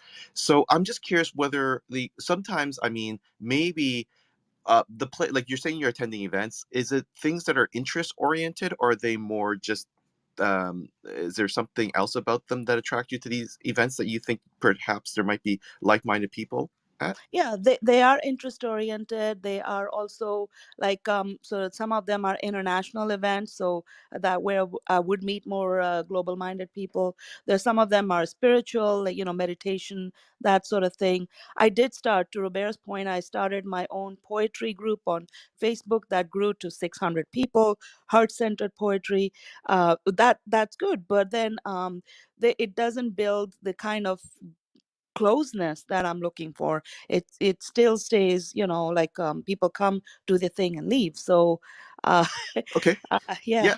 Yeah, no problem. I get it, and I mean, definitely, I would, what on the online groups are good. What I might sort of help with a little bit of that is that if you do start an online group, or if you even want to refine that group, add a location, say poetry for people in Philadelphia. Like, be very specific about that group, because then you'll actually get people that are local to the area joining, and then perhaps you guys can actually meet off platform. You guys can get together for that poetry discussion instead of doing it online. So add that point, because otherwise you're going to end up attracting people from all over the world. And that doesn't necessarily help you if you want to meet people in person. And so refine it down so it's something local, or even in your neighborhood. I mean, if you happen to live in a neighborhood where you think there's a lot of people that would be like-minded that live around, because if they live near you, it's more likely they'll get together for something that isn't as formal. You could just say, hey, let's go grab a coffee somewhere and discuss, this book or this, piece of poetry or whatever. So the closer you can bring them to you, the more likely they'll be able to meet up. And of course, the other thing too is, as you've already seen, like different groups that meet up. But I would try, if you haven't, like meetup groups sometimes tend to be a little bit transient in terms of, you don't get the same people showing up all the time. If you could find a group that is obviously foremost, it has to be something you're interested in. You have to be passionate and interested about what the topic is, so make sure of that. But if it could be a more regular, more established group, like, sometimes you have them in museums or art galleries or something, somewhere where the groups tend to be more regular, then these people, it's more likely you'll be able to build a better relationship with them because you'll see them more often at the events, and that obviously will lead to helping you get to get to know them and figure out exactly who it is you might vibe with. And also, the other thing to keep in mind with, don't forget the power of randomness as well, because just because you're not at a formal event, doesn't mean that this is an opportunity to make a new friend. You could be anywhere, grocery shopping, you could be just standing in line, you could at the bookstore standing in line. Don't be afraid to just start chatting with someone as well that just happens to be around you, because that, and with that not being in a formal environment, sometimes it helps with the interactions as well. So it just remind yourself that every opportunity is an opportunity for you to make a new friend. But also, don't push yourself too hard. It sounds like right now you're giving yourself a lot of pressure that, oh my god, how do I meet people, and that's just going to take some of the fun out of it. So go in there with the idea that, hey, it's just nice to have a conversation with someone, and you'll know pretty quickly once again whether or not this person is going to resonate with you. And the good thing is you're looking for people that are open-minded and worldly, and those people are everywhere. That's the beautiful thing about them. They are absolutely everywhere, and there's lots and lots of them, and they usually stand out. You can usually sense who they are. And so I would just say, just once again, if you're doing online things, find things that are local. Make sure that that it's just localized in your geographic area, so you're not wasting time.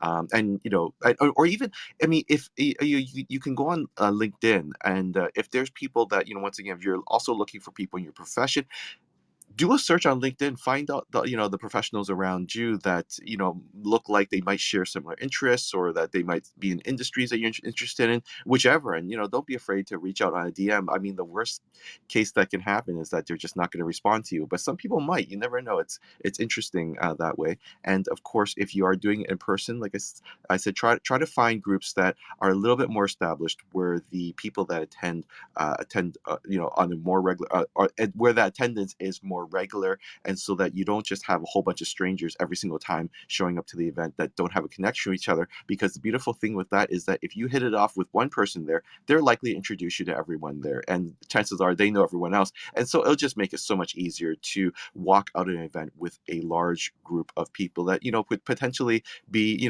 great friends down the road. So that's just my 2 cents. And Jeremy, if I think you were next, if you are ready to speak, Jeremy, I'm going to hand the microphone over to you. So, Jeremy, the stage is yours. Yeah, just really briefly, Doctor, is it Amin or Amy? Ami, yeah, you said Amin. it.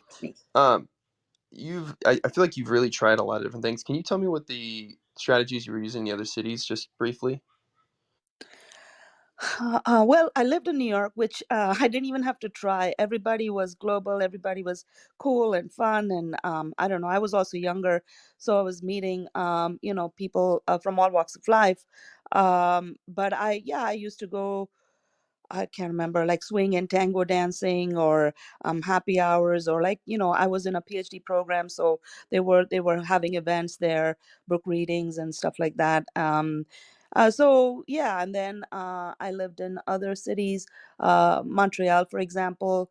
That was more sort of outdoors based things, walks and photography things.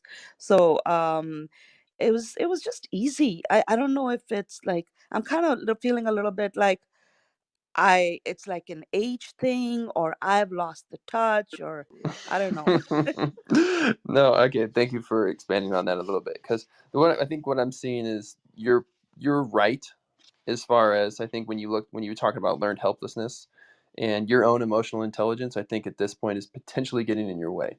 I think there's an old video of Tony Robbins, and he's talking about when you can't find the salt, and your wife sends you in to find the salt, and he's like, the salt's not here. And he's like, the salt, I can't find the salt. Where's the dang salt? The salt's not in here. And then she walks in, you mean this? And like pulls it right in front of his face and hands it to him. And I think it's funny that my intro today was talking about the fact that it's not that simple. And the thing that you said out loud, I always like to use people's words back to them, is you said moving as an adult. What changes? It's something changes in your mind, but it probably doesn't change in someone else's. And there's this, I don't know if it's ageism, but it's just an ability for us as we get older to like be like, oh, things are going to change. Who told you that? Who taught you that? Literally, the things that we accept as face value are so ridiculous because somebody else like said it enough and they repeated it enough, even including like health. Oh, just wait till you're 40. You tell me how you feel. I'll stop my best friends and they're like, oh, welcome to the 30s. And I'm like, mm-mm. And I told him he's on a 5-minute timeout from me. So just be careful with the things that you believe. The little that's what I look for. I look for opinions that people say out loud, because that's the most important thing, because that's what's showing up in conversations, whether you know it or not. This is for everyone in the room. When you're looking for a relationship or you're looking for deep friendships and you're not finding them, your beliefs are literally what's stopping you, because you're saying that stuff in the relationship, or in those things. You will be talking to somebody expecting them to show up and just leave. And so it's like this, that part has to go first. And there might have been something that happened, even along the way, where it might have been easy in these other cities, but it also might have been convenient. So you might have been a friend of convenience, and these people might have been a friend of convenience. Oh, we went to the same places, we did the same things, they sat next to me in class, and we happen to have the same interests. That's really cool. Having the depth with someone is a choice. It's a choice, and it's with effort and energy, and it's us putting ourselves out there and putting ourselves first, and like it's being leaders in the friendship, just like as we can be leaders in the workplace, just as we can be leaders other places.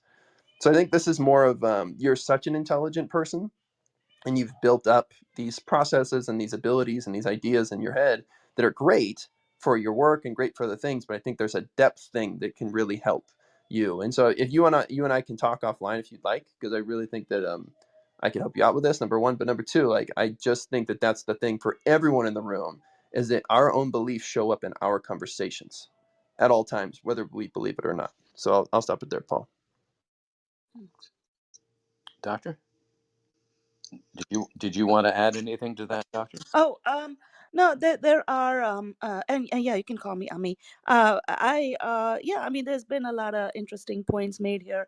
I can definitely look into challenging my beliefs there, and also kind of coming at it from a fresh perspective, not I think if we depersonalize things, it's a lot easier. If I were to give this advice to someone else, I'd be like, yeah, just do it. It's so easy. But when when it comes to myself, I have kind of put some roadblocks in from just feeling a bit, I guess, sorry for myself. So I can try to challenge those things and not settle for how things don't work out, or if someone doesn't reply back, or you ask for depth and the intention is not mutual, doesn't mean I can stop making my asks. Just keep moving forward. So I could try that. I think if I didn't personalize it, it wouldn't hold me Let me back. say this 15 seconds too. I'm not saying anything's easy. I'm saying it's simple, but I'm not saying anything's easy, because everyone else has their own lives too. There's other people moving through their families, and they have, especially when you're newer to a city, they already have their circle of friends, they already have their circle of influence, they already have that stuff. Does exist. I've been to 8 different countries at this point. I get it. Like, and I've had to learn the language while trying to step into the new situation. Like, I'm not saying anything's easy, but I am saying that your opinions will show up in those things, and I think that's why your intelligence of the learned helplessness and stuff like that, there's a part of that. I think you're right. I think you're right, and it's okay. I don't think there's anything wrong about that. And I think there's the, man, is this really going to work out, or is this like, that's the part that I think that the two of us can work on together and come up with a different idea, and then go from there. So, anyways, I'm done. For Okay. sure. I just want to add quickly, just emphasize what Jeremy said about the fact that they're, people oftentimes are already established in the friendships and relationships they have, so they're not really looking to make new friends as readily. It's not that they're avoiding it, but there are definitely cities where people are a little bit more resistant, or just they just don't care. And also, as Jerry mentioned, people have so much going on in their lives. It's rarely you. It's usually just that they've got all kinds of stuff going on in their world. And so where I realized for myself too, when I moved to new cities, oftentimes the first few contacts I make are people that are kind of newish like me. And so they are people that they know what it was like. And also they themselves want to expand their network. And it's always easier to do, to get to know people and to go on any kind of project or any kind of adventure like this with another friend. So I'm not sure if that's another thing where if there are opportunities for you to perhaps meet people that are new to the city, like, and then you guys can kind of go on this and build that adventure together. And that way you don't feel as alone. Because right now, I mean, it's horrible when you're in a new place and when you're feeling alone. I mean, no matter, actually, even if you're in your own city, when you feel alone, it's hard because it's hard to fight the world by yourself. Sometimes you start feeling like it's never going to happen. You need that encouragement, and it does help. So, that's maybe something, if you aren't already looking out for those kinds of groups or those kinds of opportunities to meet other people who are new to the city as well. And that way, you guys can be partners in crime and tackle this together, because it's always easier to do things with friends. So that's my thought. I will hand the microphone over to Dr. Doug, Amy, if you want to add, or Paul, or I think Doug wants to add something. Doug. Yeah, like I just great to see everybody. By the way, firstly, lovely to hear everybody's voices and see everybody as well. Uh, I picked up a little bit on terms. I really apologize, Dr. Amy. I didn't actually hear. I just heard all the replies, so I've picked up on what's been said. So if I come from a slightly different angle, apologies. But I've lived in 5 different countries, in lots of different places, and moved to places where I didn't know anybody whatsoever. And it is hard sometimes to make friends. And one of the things that I found was most useful for me is to join some kind of club. So, for example, over here in Ireland, there's the president of the JCI, which is the Junior Chamber of Commerce, which is actually started up by not Robert Kennedy, JFK started it up back in the 60s. And it's like the Chamber of Commerce, but for people underneath the age of 40. A great place to meet some great people. And that might be one area. The other area that is the internations, and the internations is a superb thing. It's basically expats all over the world. Yeah, actually, I am a member. That's what I was talking about earlier about international organization. I've done a lot of internations events. I even organized some myself. But yeah, Oh, brilliant. Okay, well, I'm actually speaking at one in a couple of yeah. weeks' time. Anyway, so yeah, that's a great organisation as well. But I think one of the things that we just in terms of making friends, and I've been in sales all my life as well, so working as a C-level exec in some of the biggest organisations, and what I realise is quite often, when you have someone who's as talented as you sound and has great energy, lots of experience, almost like you get with this enthusiasm to go into this new place and you want to tell everybody, I've done this and I've done that and all that kind of stuff. And actually, when people are settled in their groups, in their teams, or in their environments, whatever it is, they don't really care about you, to be honest. But when you show true interest in them and ask them questions about them and don't really speak anything about yourself, and constantly do that to really engage an interest in them, it's amazing how suddenly they spark up and go, oh, who's this new person who's interested in me? And I found that very effective way of just sometimes I've gone into meetings. I remember actually, just even in business, I went in to see the CIO, that's the chief investment officer of Merrill Lynch many years ago. And he used to work with my old boss. And I went in, and for an hour and a half of the conversation while we did it, I think I spoke for 5 minutes max. And he was talking a lot of garble that I didn't even understand, in terms he was trying to bewilder me with all this different types of jargon. And at the time, I just kind of really answered, listened to him, asked him questions back, showed interest and everything like that. And afterwards, he rang my boss, and he said to my boss, who was the CEO of the business, he said, my God, I've never met somebody such a good salesman. He's amazing. He's so talented. He's so intelligent. He's so amazing. I really like him. And we actually became very good friends, this individual and I. And I literally, for that hour and a half, spoke for 5 minutes max. And that's why, if we can really engage, remember that we've got 2 ears and 1 mouth, and use them in that proportion, and really ask the questions without telling them any of our stories, even if we're really interesting people, then suddenly they want to find out a little bit more about you, and they're interested in you as well. And one thing I'll just say, and I don't know anything about you, so apologies if this is completely wrong. One of my favorite people in the world in terms of authors is Dr. Wayne Dyer. He's dead now, but he was an amazing guy, wrote some great books. One of them sold over 50 million. And in one of his books, he said that he was in Hawaii and someone came up to him and said, "Oh, Wayne, I'm such a big fan of yours. I've just moved here from New York. What's Hawaii like?" And he said, "Well, where are you from?" She said, "Well, New York." He said, "Well, what are the people like there?" She said, "Oh, they're so busy. They don't really have time for me. You know, they weren't very friendly, actually." And he said, "Yeah, they're a bit like that here as well." And she went, "Oh." And she walked away. And he said a few days later, he had a different lady come up and she was from Los Angeles. And she said exactly the same thing. She said, "Wayne, I'm a massive fan. I've seen you speak. What are the people like here in Hawaii? I've just moved here." And he said, "Well, where are you from?" She said, "I'm from Los Angeles." And he said, "Well, what are the people like there?" And she said, "Oh, they're friendly, they're beautiful, they're kind, they're loving and everything." He said, "They're exactly like that here as well." And the moral of the story is that whatever you put out, whatever intention you expect, and the expectation that you put out is what you receive in terms of your field and energy as well. So if you really go out there and really expect and have the intention of sending out love, you might just receive it back as well. I'll leave it there.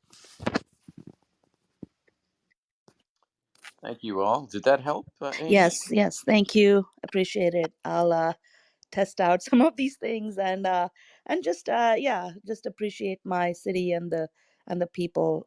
Sometimes we get in our head and get worked up about things. So sometimes it's just good to relax and let it all kind of work itself out with ideas that come up.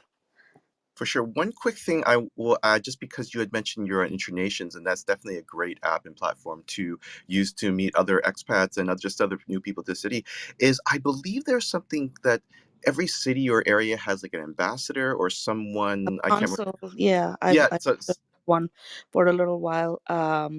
You know, I will say that some aspects are true of the city. It's just the action is just not here as it is. Like I interact more with people in the global group. I've led events and all kinds of things, but it's not taking right, off here. You know, and it's not just me saying that. for sure. So there is something here, Yeah, but yeah. it probably, I mean, once again, people are just, everyone's different in every single place. And I mean, the one thing I was just going to suggest was I don't know if you've reached out to the consul or whoever it is in the Philadelphia area or whichever, because obviously they're more established and they are there, but reach out and even offer to help. Organize, like they organize events, they need help. So I don't know if they, reach out to them and see whether or not they need a hand in organizing an upcoming event, because that automatically, helps you to be able to maybe make a little connection with them to see whether or not anything there, but also it'll make sure, I mean, it'll give you a way of connecting with people that come to the event, from the perspective of an organizer, and that might sort of help with some of that, sort of building some of those connections as well too. But anyways, just I was, just maybe a little sort of a thing that just helps kind of get the foot in the door there, because it does sound like it's a little bit tricky, and every city is a little bit different. And definitely, I mean, New York City is, very unique in its way, because people there are so talkative and so sort of just open and friendly. And so, but definitely good luck. I'm sure you're going to be able to do it. You just, it's just a matter of figuring out exactly the sweet spot. But that first one's always the hardest. And once you get over that, I'm sure it'll just steamroll, and you'll build that network just as you always have everywhere else. So that's it. Thank you so much for the encouragement and all these wonderful tips. I will, you can take me off the stage now. Thank you. Really appreciate it. Before I take you off the stage, there's just one thing that I'd like to add, one or two things. Uh, Number one, it's your language, your choice of words, Amy, that I want you to really focus on. I heard you say, "I can try to challenge these things," or other things. You use the word "try," and there's no commitment in that. When we get rid of "I can try" and replace it with "I can challenge" or "I will challenge," those are big things. Is that what we tell ourselves, even if it's, "Oh, I can try to do that," there's a part of us that will likely fight that try because we're not committed to it. The words that we use are so powerful. The "I am" statements, "I will," "I am," all these things, Amy, they will help. Robert spoke about starting your own group, and I am a true believer in that. If you can't find something out there that speaks to what you are looking for, you start it yourself. You build it from the ground up. And Jeremy would, reach out to Jeremy offline. I know that he can help. What Doug was saying about we get what we give, that energy that we give out, and listening to people first, it's so beautiful. Stephen Covey said, seek first to understand and then to be understood. And I think that that's so valuable in business and in life, is when we just ask people to speak about themselves first. And then we draw that information from them and we see whether or not their energy is on our level. And it's so real. It really creates these intimate relationships that we're looking for. We're looking for like-minded people. And I know, Amy, that it's not always easy to find those people. I myself found myself in a group of people that were not lifting me up or were not propelling me to the next stage, challenging me. And so I had to leave and find new people. But I know that you can do it. And I'm so glad that you were here today. And I hope that what we shared with you is going to help. And we want to hear the progress if you're willing to share it with us next time. So thank you, Amy. I'm going to move you down to the audience now, but thank you so much for being here. And we are almost done, but we have Addie here. Addie, are you there? Yes, I am here. Am I audible Yes, you properly? are. We can hear you loud and clear, Addie. Thank you. Actually, I my problem is that, see, I am on a spiritual path, and the spiritual path demands, complete, true, authentic alignment within ourselves, with the universe, with the ideals which we keep. Okay, and because of that, I had this issue from childhood that, uh, the difference between self-respect and ego. This challenge, it came on my way. I mean, I didn't have a choice. It's like a river running to a sea or moth to a flame. You are drawn to this path and you have to solve those things. You have to align with the right things.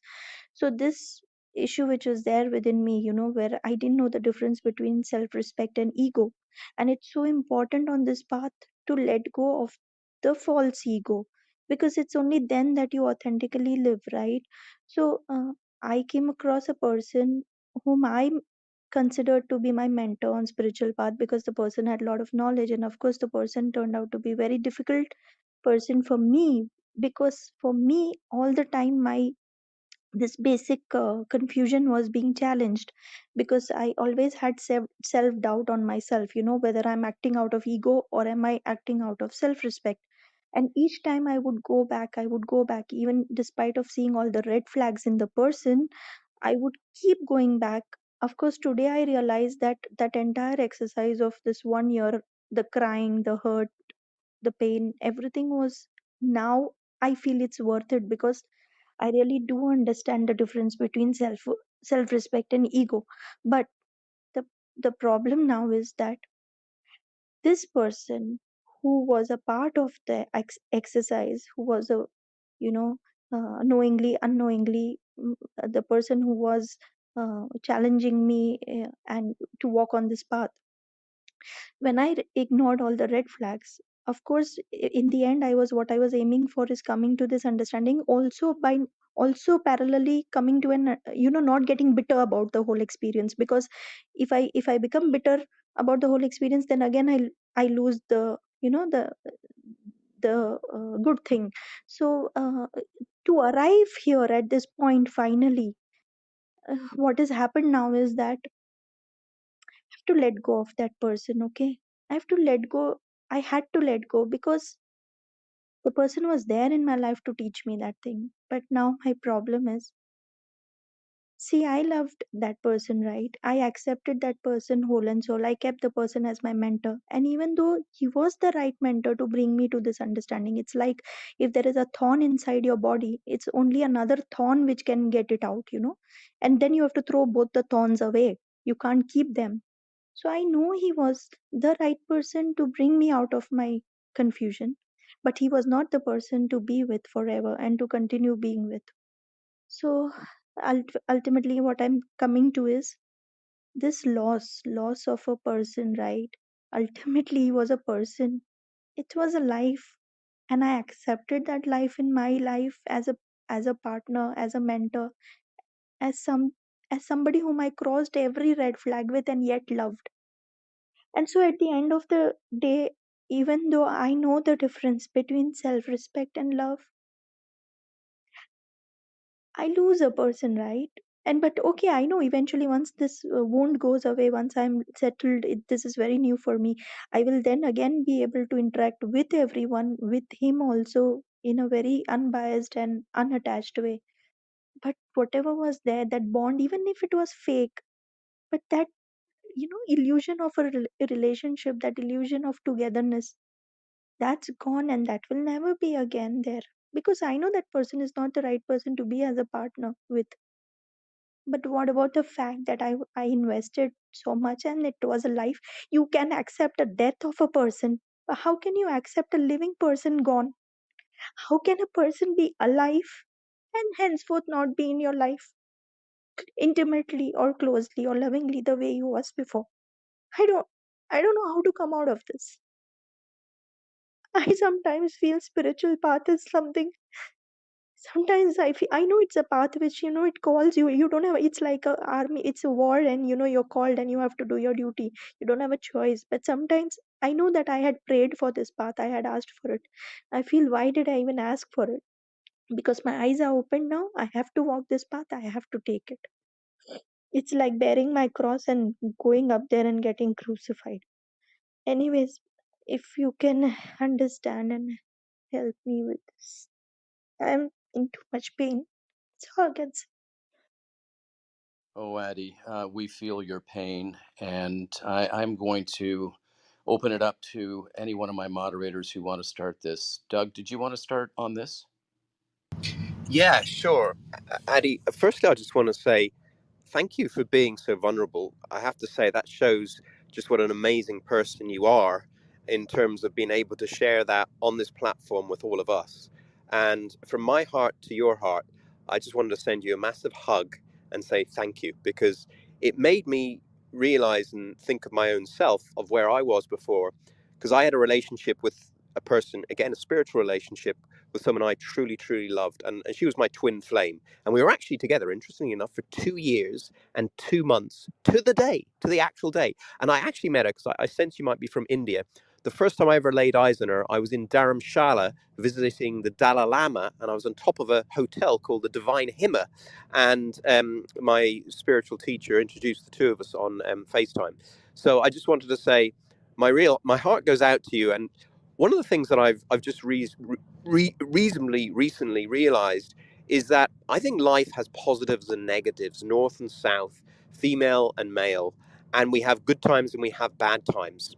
And sometimes it's just about reframing those bad times to understand there are always going to be hardships, there are always going to be tests, and there are always going to be failures in life. But when you've gone through that, then at least you know that period, that half period of downtime, means there's going to be a hopeful period of uptime as well, because as I said, there's positive and negative in everything in life. And actually a very good book that I've just recently read called Outwitting the Devil, which is by Napoleon Hill, I thoroughly recommend. It might help you in terms of your understanding, in terms of what you went through, and maybe the next time you're going to create a true love rather than another lesson, because sometimes the people that come into our lives help mirror back areas that we need to self-improve on to get up to that next level of understanding and learning, so that we can release those childhood traumas that might be suppressed in the heart or the back of the subconscious. And these spiritual partners that come into our lives are almost like replaying the parent relationship. And actually, it's interesting, the word parent and the word partner have the same letters, except there's an extra R in partner. So it's almost like we replay that parent relationship over and over and over and over again until we release and learn that lesson and create love next time rather than another lesson. So what I would say, just to help you, and this is something that I did, which really helped me, was I looked at my past love, my twin flame, and I claimed everything that I saw in them that I didn't like in terms of their triggers, their traumas, their characteristics that I didn't think that served them. And I wrote them down on a piece of paper in terms of they were my traits, they were my characteristics. Whether I thought they were in me or not, I owned them. And then using that piece of paper, I went with a coach, a friend of mine actually, and I owned those and I voiced them out loud. So I would say, for example, at times I can be controlling. but I accept that and I'm willing to change. At times, I don't actively listen enough, and I accept that and I'm willing to change. And I went through the whole list. There was 18 of them, actually. And once I'd finished with that, I then ripped the piece of paper up into shreds and I burnt it. And I saw it as a ceremony to release those traits, to release those pasts in me. And even if it wasn't in me, maybe it might help the other person energetically. Once I'd done that, I rewrote the list in I am grateful positive opposites. So I am grateful that I'm always listening with love and understanding the other person's perspective.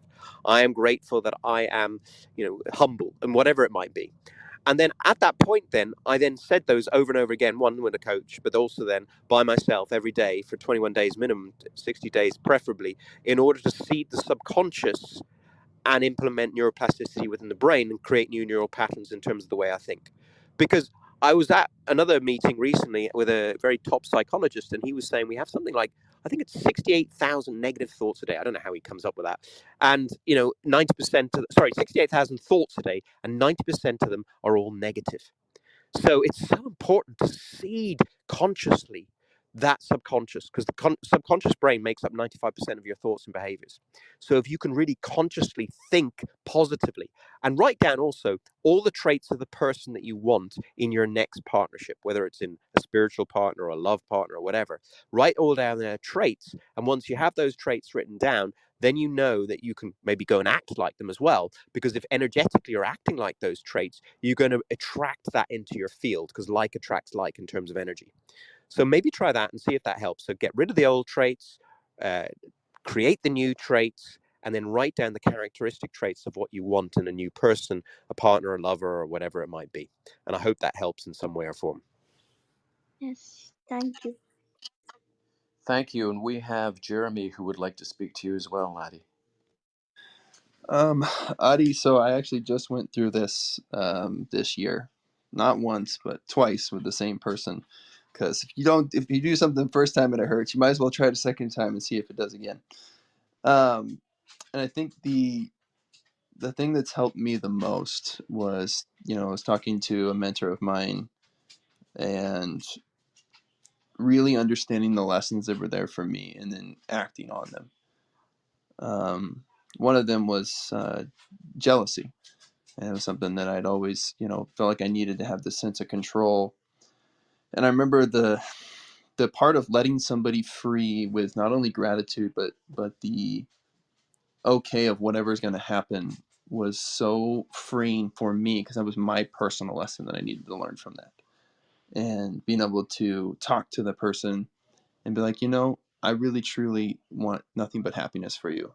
Because when you're together, the goal when you're with somebody that you truly care about is that you want happiness for them and they want happiness for you.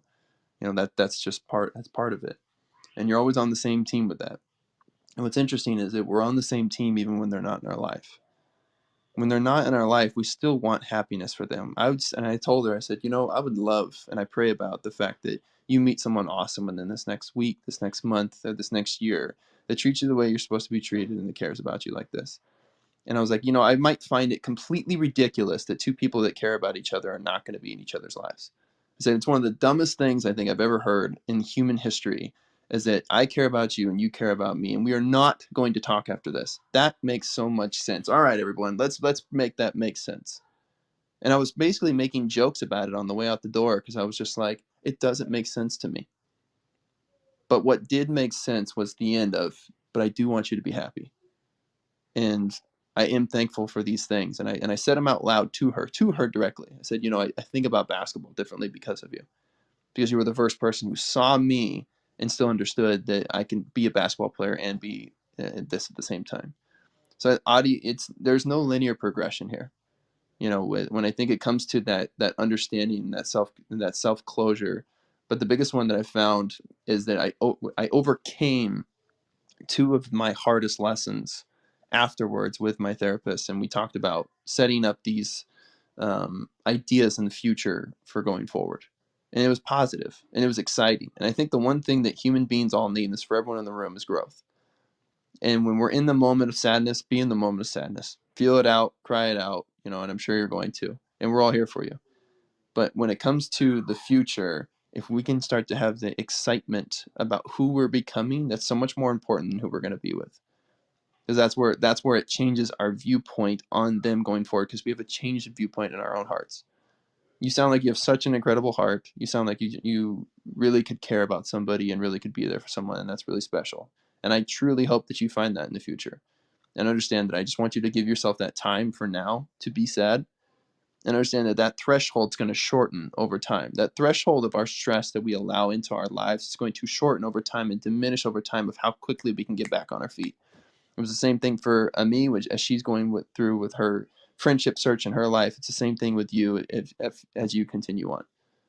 It's the ability to shorten that time of sadness and understand that we're here. And if we saw ourselves as God sees us, we would see ourselves as perfect creatures that's trying to just do the best that we can to care about other people. So we're here for you. We care about you, but understand that you will find this in your excitement at some point of who you are becoming going forward. Thank you. Thank you. And Candice, and then Robert.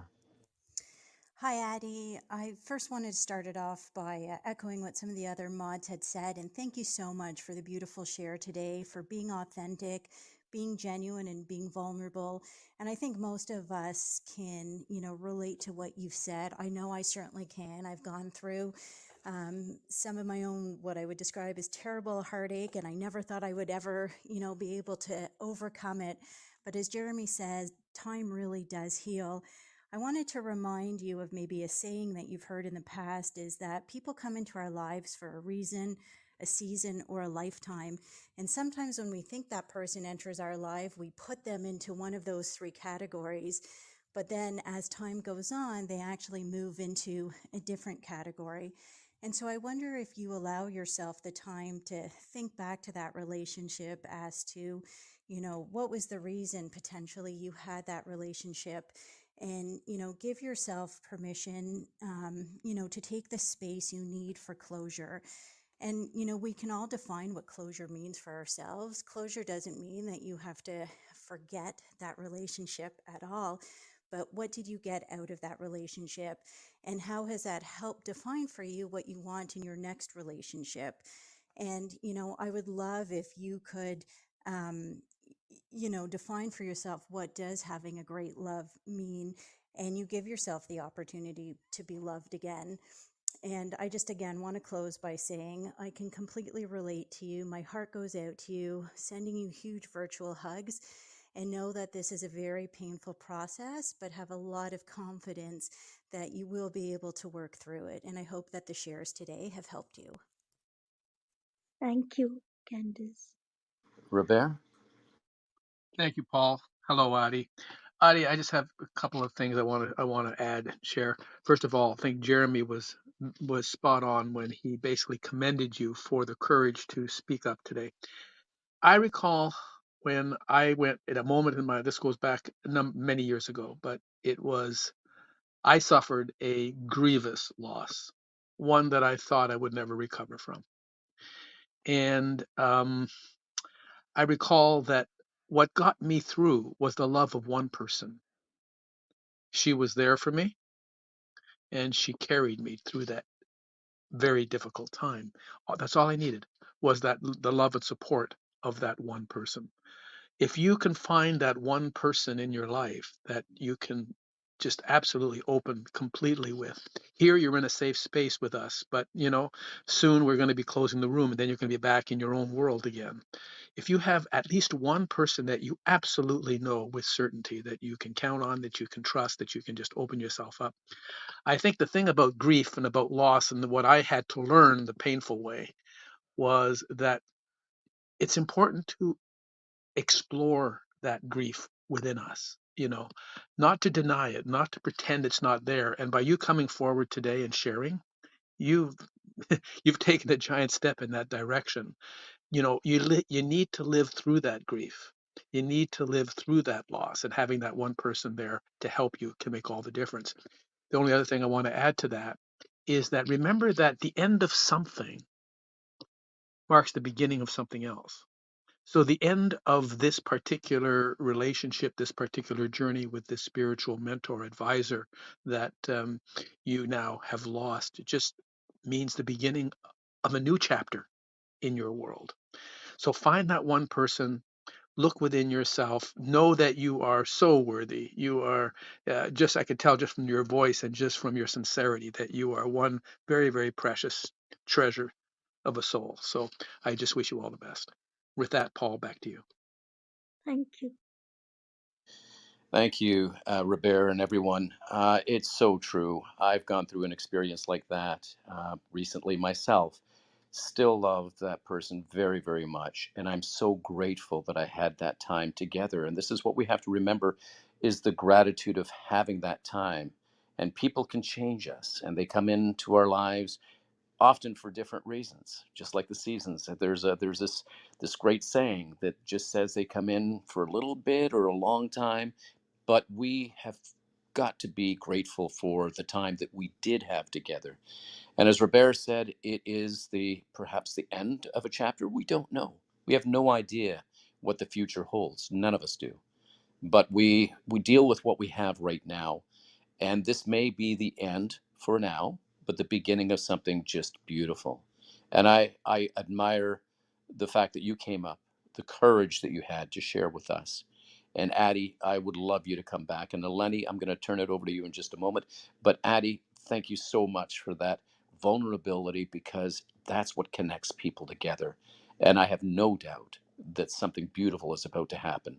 I am a believer that in any moment, our lives can change for the better. I'm a testimony to that very thing. My life has changed in a New York second for the better. And Eleni, over to you. Thank you. Hello, lovely Addie. I didn't manage to get all of what you said, but what I did feel was, and for me, I have lost countless people. I mean, it's easy, and it started at a very young age for me. And what it started actually with my father at 11, and it continued. And what I realized was, everyone that came to me, for whether it was a short period, a long period, as all of us are here transiently, it was about holding on to those wonderful memories of what I'd learned and what I'd received, and from it being open again for the universe to be able to put me into a new place of abundance, where I would meet more people who would be able to share and bless me in a way that I never thought. And again, some of those people are no longer with me, but they were with me for a period. And I'm grateful for that, because in that, I had incredible blessings. So, really, it's about being kind to yourself, darling, and being your best friend, and knowing that the universe works for us, and that all of us are here on a transient plane. But what's important is what we achieve and receive, and how we learn to grow from our losses rather than being stuck in them, and knowing that good things lay ahead for us, for our future. And it won't be long before you're back on here and saying, wow, I've met this person, or someone's come to me with a message of hope, a message of trust, and a message of new beginnings. And that's what I wish for you, my dear. And I'm Eleni. Thank you. Addie, I hope, and well, no, let me rephrase that. I know everything's going to work out. And this may be a difficult time that you're going through right now, but just know this: there is a beginning about to happen. It is going to happen for you. I admire your courage again. I admire the fact that you came up and you shared, and you realize as well your story is going to touch so many people in this room. Many of us have gone through exactly what you're going through right now, and the fact that you're sharing is helping so many people in this room to deal with what they're going through, because you're not alone and you're never alone. So I encourage you, please, to come back into this room the next time we have it coming up, and share with us how you're doing. Would you do that, Addie? Yes, I will do it after. I will not come immediately because I don't want to give you a superficial answer. So I will take a bit of my time and I will come back after few weeks and I will let you know. You bet. And if there's anything that we can do for you, just please let us know. So thank you very much, Addie. I just want you all to bless me because I know that where nothing works, blessings work. I want you all to bless me, please. I need that. Let's all unmute. I need Let's all that unmute and everything just, right. send some love to Addie. She really needs it. Everyone. Addie, you're going to be okay. Everything's going to work out. Everything's going to work out. Stay strong, darling. Breathe in, breathe, breathe, and blow out, breathe. And just know, darling, you're going to come through this and you will be much, much stronger for it, darling. You will come through this, believe me. As many of us in this room have been through many losses, you will come through this. You will be strong again and you will be blessed abundantly.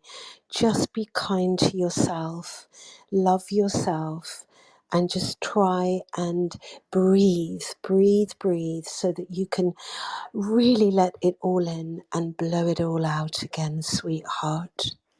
We adore Thank you. you. You're safe here with us. Come back when you're ready, but know that our prayers and our thoughts and our love is coming from all over the world to you. Thank you. Uh, Addy, Robert, just want to say, Addy, I'm a master teacher healer of 5 modalities of healing. If you message me on Instagram, I will record 2 prayers for you. The first prayer will actually clear out any negative energy within your energy field. The second one will protect your energy field. If you're interested, no pressure whatsoever. But if you Yes, are, send me a message on Instagram, and I'll voice record them back for you if you want. yes, I'll do that. Thank you so much. yeah, Adi, Robert here, just going to add my word of blessings to you. Um, I don't claim to really understand very much that operates in what we call the spiritual or metaphysical world. But what I do know is this: you are worthy. You are so worthy. You clearly you are a pure and beautiful soul. So blessings to you. I however I can communicate that to you, you have our love, you have our support, and we're here for you anytime. Thank you. Just want to and I want to say this. I want to say this prayer for me and for all of us. Just me, God grant us the serenity to accept the things I cannot change, the courage to change the things I can, and the wisdom to know the difference. Thank you so much for everything. Thank you. Addie, thank you for blessing us. You are a powerful, powerful soul, and we are all our hearts are with you right now, and we are going to pray that everything works out. I know it's difficult right now, but through every storm there is always a rainbow, and we know that. And it may sound cliche and corny that everybody tells you it's going to work out, but it does. And just know this, speaking for myself, the gratitude that I had with this person that came into my life changed my life. And I know that there was a reason for it. And you're going to get through this. I believe it. And we all believe it. And we're sending you our very, very best. Yes, thank you. Thank you, Addie. Thank you. I'll Going to move you back. I'll Oh, move myself yes. back to the audience. Thank you. I'll Okay. come back after a few weeks, Paul. Thank you. Thank you. And keep us abreast, please. Thank you. All right. I would love to introduce you, if you don't know already, Dr. Forbes Riley.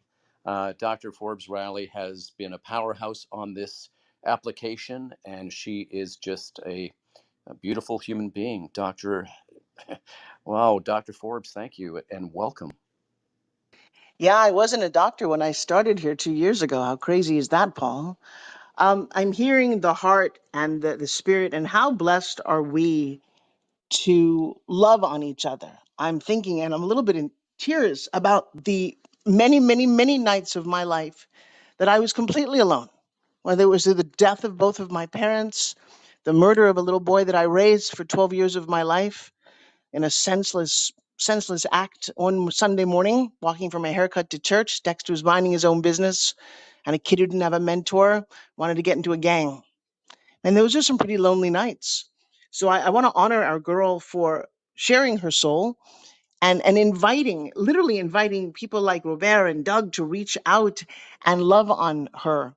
You know, we all go through those, and I honor this app for that. And Paul, I love that you dragged me into this room. And it's funny because I was going through the mods, like I suggest you all do, to see who's here and to say hi and to follow people who give their time and energy. And Jeremy wrote back to me the most wonderful message that I'm going to share if he doesn't mind. But I simply said, what a powerhouse profile he had. And then he wrote, I owe a lot of that to you. And I'm like, question, question. And he said, the early days of Clubhouse changed me forever. I'm really in tears. I asked you about doing DoorDash, and you and your daughter inspired me to have my own business alongside of basketball. You know, the funny thing about a ripple effect, I'm in a training right now, and we talk about this word procession. Procession is a strange word, and it means that the energy that is expended from an action you take.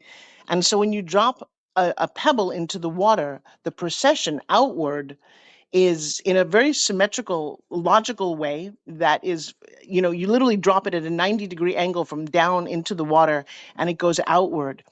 And it's funny, as I'm listening to this conversation, we don't realize the procession effect we have on others. The tiny droplets that the nudge that you give, that inspires Jeremy to take action, that inspires him to move others forward. Um, that's existing for all of us. And I urge you to stop being selfish with your knowledge, your time, your heart. I'm inspired this year to do some pretty powerful things for Thanksgiving, because that holiday is annoying me to no end. Where in a time when so many people are hurting on profound levels that we will never ever comprehend. I'm Ukrainian by birth. And for years I grew up just saying I was Russian because that's what it was back then. And now what I'm seeing happen in a part of the world that you can fly to in literally less than a day, there are kids and moms and grandmothers being displaced and hurt for no apparent reason that they live where they live. They haven't done anything wrong. They haven't attacked anybody. They're hungry. They're frightened. A lot of them are coming to this country. And so I'm spending this Thanksgiving. I sent my love of my life to go spend it with his mom so that I can be of service. I'm of service this weekend. I'm literally doing volunteer work where I think people sometimes walk in the room, students of mine, and go, what are you doing? And I'm like, just what I get to do. You know, you don't always need to be in charge. It doesn't always need to be about Forbes Riley. And how do you think I got here? One of the things I did in my early days was to live at an ashram, and you check into the ashram and they put a piece of tape over your mouth, literally, and tell you that you're here to clean up. And I'm like, what? I didn't really anticipate that seva, a thing in India, was to literally be of service. I don't clean toilets, and I pay people to do this. I've been paying that since I was 19 years old because I have a millionaire philosophy about that I'll share in a second. But I humbly did all of these things and then didn't talk, which you can imagine for me was a huge issue. And when you do that, you're forced to be inside and to explore the quietness of your mind, which in my case is very loud for being something so quiet. And those journeys, those service to other people is something I highly recommend to all of you, especially as entrepreneurs. You're always wanting to get what's mine, what do I get to do, how much money can I make? And I'm going to share with you that true happiness is in other people, is in seeing your procession of your effects, of your smile to someone who's homeless, sitting on the ground, who's cold, who nobody notices because they're homeless. But that man might have been a soldier in our army protecting our freedom, and you'll walk over him. A smile or a dollar or a cup of coffee might change that man's entire day or perspective on everything when he gave up on the world. So I just urge all of you, as we're coming into this time of giving toys to children who have no parents, who have nobody to love them. You'd be surprised how many in this country that we live in the US, that's where I'm based, there are orphanages. And I don't think that we spend enough energy truly realizing that our own happiness is best received when you give it to others. So, Paul, that's my initial thought for the morning here. Well, I'm going to tell you something, Dr. Forbes. You are always this beautiful gem that comes in and shares so many wonderful tips about life. You've been through a lot. I know, I've heard your story. And the fact that you are so strong and that you help so many people is just a blessing to the world. You reminded me, I've heard this said, and you brought this out, Dr. Forbes. The meaning of life is to find our gifts. Each and every one of us have our gifts. But the purpose of life is to share those gifts. And what you said, Dr. Forbes, about just giving a smile. You know, I remember something that I put a plaque on the wall of my first house, and it said this. I was 21 years old. It was a police officer. I came across this, and it said, "A kindly word so often helps, a sad heart on its way. Although we do not always see the good it does that day." And Dr. Forbes, you reminded us that to look at the eyes of the homeless people, the invisible people on our streets, and to say hello makes them feel not so invisible anymore. Makes them feel that they are there. Somebody who chooses a lifestyle or who falls into it, we don't know their stories. Everybody has a story. And Dr. Forbes Riley, I really appreciate you, and I thank you for coming in. Over to you. I'm going to turn it over. Well, it's funny. Along my life, and I certainly share some of the crazy, horrible things I've been through, but I've also been wildly blessed. And you just made me think of something. Lily Tomlin did a one-woman show called Search for Signs of Intelligent Life in the Universe. I was 20 years old as an actress in New York City. I could barely afford a Broadway ticket. I'm sitting in the rafters, and I'm watching this woman for 2.5 hours on a stage play 15 characters with no change of costume, no change of props. Everything was mimed. And I literally could not move from that theater. 20 some odd years later, I'd written a one woman show. I did it, got a couple of awards, and was invited by Lily to do that production. Oh my God. Talk about a full circle of life. We should all be so blessed with this. But one of the characters that she created, the main character in the story, is called Trudy. And Trudy is a homeless woman, a bag lady, for whatever reason. And to prepare for that role, by the way, I prepared for 15 different roles that I played over 2.5 hours. I don't think many people realize that that's part of my gifts that I love to do. I was in Sacramento when we did the first run of the show, and I put on a coat, got a shopping cart, filled it with a couple of things, and walked around the street. Let me tell you something. You should all do that. You should all do that one day, because I wasn't very dirty, but I was practicing my lines, so I'm talking to myself. And I watched people cross the street away from me. I watched nobody look me in the eye. I watched that little odd behavior of walking in the street, kind of talking to yourself, looking the same way as I normally do. I didn't have to put dirt on my face or do much of anything. It's definitely Forbes Riley if you knew who I was. But they didn't, because they didn't see me. And in fact, Paul, you want to talk about devastatingly imprinting on how to help other people. I got back to the theater after about an hour and a half of walking around town, just shocked and hurt and lonely. And it was a very interesting feeling. I got to the gate of the theater, and the stage manager is down the alleyway. And I said, "Hey, can I come in?" And she turned and walked away. She didn't recognize me, even though I'm the one starring in the play.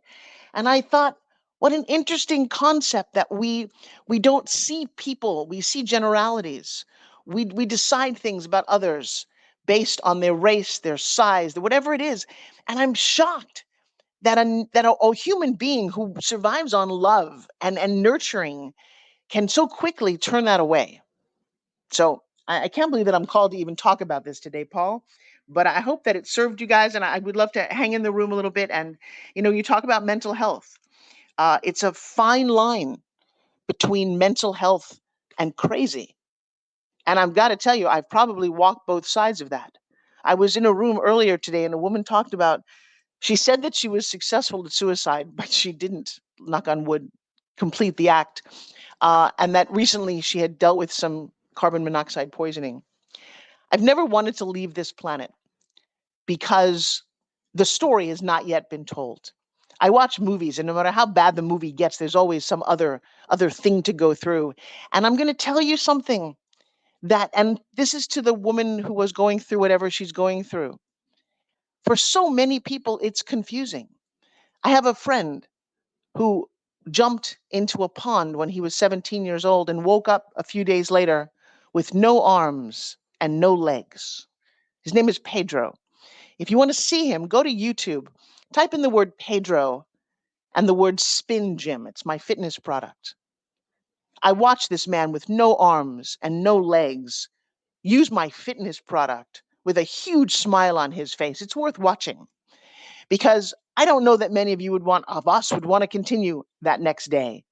When you think about it, if he gets up in the middle of the night without his prosthetics, he can't pee, he can never touch his girlfriend or play with a baby. Huh. And I watch that particular video often because it's probably one of the most mind mending things that you would ever like, wow, really? And he smiles. And then I'm hanging out with Kelly, who at 2 had her dress explode when she was playing with some friends out by a campfire. And she's burned over 75% of her body. To this day, she now has a beautiful daughter and a set of twin boys and is married, and she's a speaker. And I just look at the rest of us who have whatever we're going through, whatever challenges that we've decided is so tough we don't want to continue, and go, huh. And then I'm going to give you a bit of grace because I don't compare to those people and say, oh, wow, I should be more grateful. Because if I have a hangnail and it hurts, I have a right to go, oh, wow, that really bothers me. And so while I don't suggest that you compare, I do suggest that you look and take an internal inventory of your feelings, your actions, and then just decide today, because you're here in the sound of my voice in this room, hanging out with Paul, talking about self-sabotage, and decide and say out loud, I'm worth it. I'm amazing.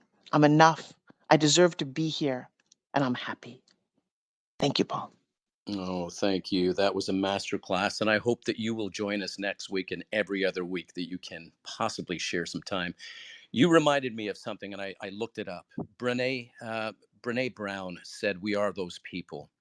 She said this: the biggest potential for helping us overcome shame is this: we are those people. The truth is, we are the others. Most of us are one paycheck, one divorce, one drug addicted kid, one mental health illness, one sexual assault, one drinking binge, one night of unprotected sex, or one night or one affair away from being those people.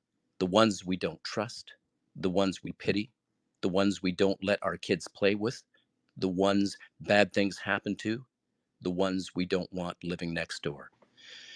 Your story about just not being recognized going into the theater where you were going to perform simply because you looked different really pulls at my heart, because we tend to do that. We tend to label people, not us, and I'm not saying us, I'm saying so many people out there tend to say homeless person, that person gets no respect, or criminal, that person must be bad through and through. And you reminded us that that's not the case. So thank you, Dr. Forbes Riley, for being here, and I hope that you will join us again. Are you up to doing that sometime, Dr. Forbes? Wait, sorry. I'm typing Doug in the back channel there. Um, Paul, I love that you reached out to me just to bring it around and be a little bit happier. Happy anniversary, by the way, because it's coming up to 2 years on this app. You and I started talking about an OG in 2021, and I would love to hear from the other people on the stage, and certainly Jeremy and Doug and King and a couple of other people. But wow, what a blessed app, because I found you guys shortly after Joshua. And please go do me a favor, give some social currency and love to my sweetheart. His name is Joshua Self, SELF.ESI on Instagram. He's a huge, beautiful fitness model and unbelievably, right? January 2nd of 2020, he's on his motorcycle and he gets hit by a car and shattered his foot, his ribs, his back. I'm in the hospital by myself. I don't have parents. I don't have family. I mean, I don't. I have 2 children that I love very much, but nobody contemporary to my age. And I'm on Clubhouse and I'm needing help because I'm alone and he's going through surgery and he's going to be ultimately okay. But I don't really know that at that moment. And Clubhouse became, he spent 6 months in a wheelchair. And I literally was on this app almost 20 hours a day because I needed to talk to people. I needed to be loved. I needed to share. I needed to hear other people's voices. And then COVID hit. What a funny time for all of us. So thank you, Paul, and for all of you who were there in the beginning with me. You mattered more to me than you'll ever know. It helped a whole lot. And June of 2020, Joshua, and you can find it on that Instagram page, all shriveled up and nothing, stood up with his crutch and said to me, I'm going to be Mr. Olympia a year from now. Now, I got to tell you something. That's the silliest goal I've ever heard. I'm like, dude, look at you. And he said, no, it's what I want. And I watched him for a year with his fitness program and his eating and his determination. And no coach, he does this on his own, build up back to that superhero physical status, which none of us will ever get to. And then he walked on stage, having prepped for a year. And you know what happened? And he looked so good. He limped. He was in a great deal of pain. And he didn't even place. And I'm watching him and my heart's just breaking. And he comes off and he was so sad. And he said, I'm done. Wakes up the next morning and we're going to call this the Tom Brady, and said, yeah, I'm not done. I'm going to go do it again. And for another 8 months, I watched him do this. And sure enough, the night of the show that he did where he won 2 titles, he sucked up that level of pain. I mean, he can't walk, but he did that night because he wanted it so badly. December 14th, hopefully he's 45, will be his last competition, but he's going once again for that Mr. Olympia title. And you know, the cool thing about him, and I'm really encouraging him to start doing some Facebook Live so you can watch the journey. I get a front row seat to watching a world champion eat, think, breathe, live his day, make decisions. I think God put him in my life to make me a much better person because I'm not even close to that. I've never met a person close to that, that has this sheer, unending determination to push themselves past the brink because he has this goal, this level of excellence that he wants to achieve.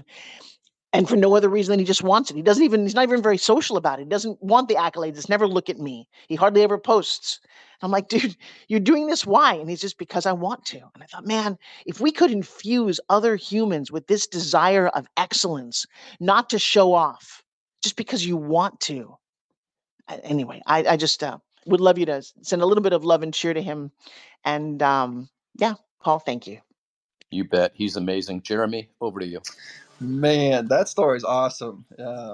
But no, I wanted to share it out loud myself, Dr. Forbes, of the early days on Clubhouse when I was on here. And I remember it was your pitch classes. And this is for everyone in the room. There was probably 1.2 thousand people in the room. And there's Thomas the Train. I'm sitting here with my 3-year-old nephew.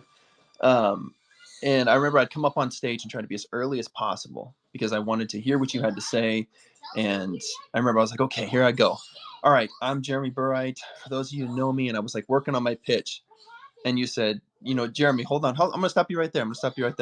You said, start with as a professional athlete and then continue.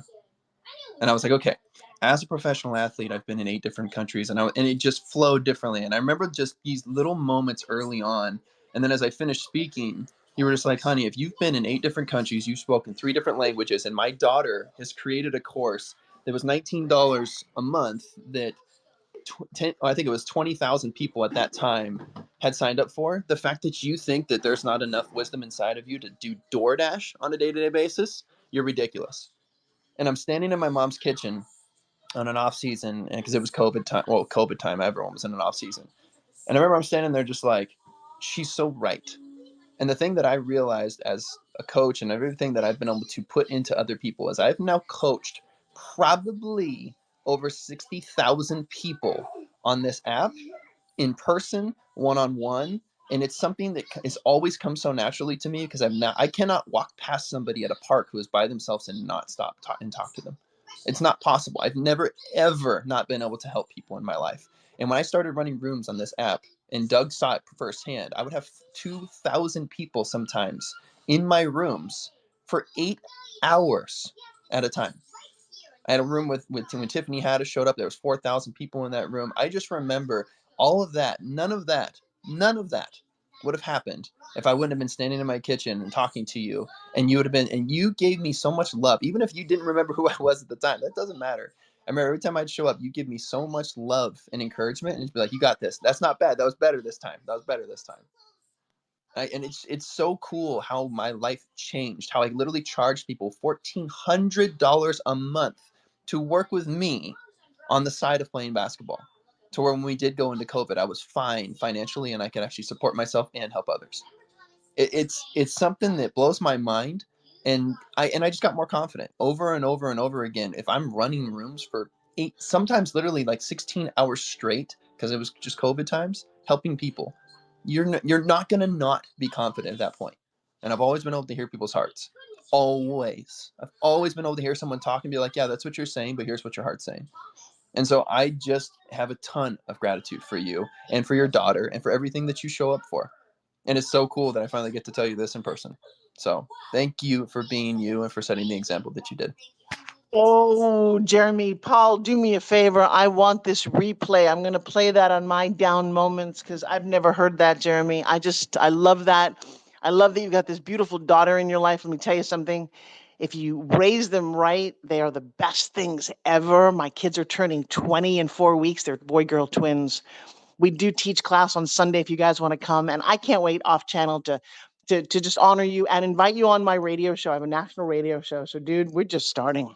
Thank you. Ooh, yeah. It's a 3-year-old nephew, by the way. I don't have a daughter, but I'm still trying to raise him right and teach him all the fun stuff. And then I get to go play basketball in South America and be like, "All right, buddy, I'll see you in 9 months." Well, that's cool too. Love you, man. Love you. I love you back.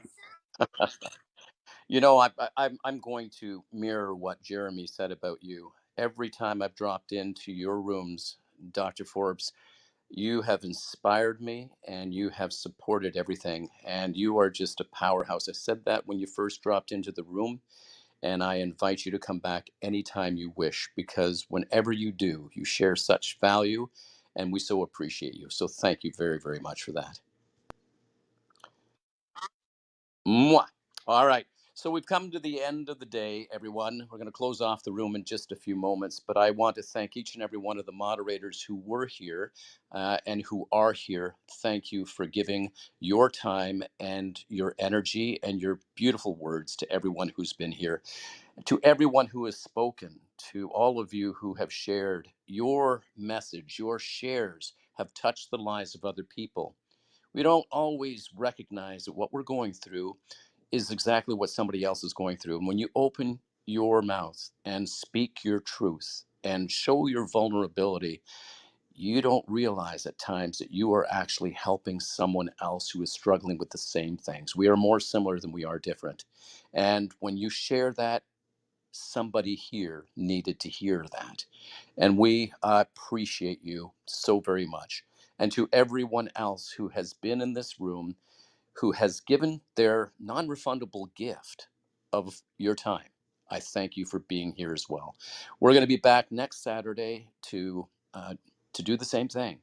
And we invite each and every one of you to come back. I just want to leave you with this thought, is that life is going to happen. And sometimes it's not going to be easy. But no matter how hard it hits us, we can always get back. And when we hear of someone who has no arms and no legs and exercises and does something, it's amazing to recognize how blessed we are, but that nothing is impossible. Nothing is impossible for us to overcome. So thank you, each and every one of us that are here. I thank you. And I'll be closing the room off in about 5 seconds. So let's unmute and say our goodbyes. Thank you so much. And Forbes, I hope you join us next week. Have a great one, my friend Paul. See you All guys. right. Going to be closing the room in 5, 4, 3, 2, 1. Thank you, everyone.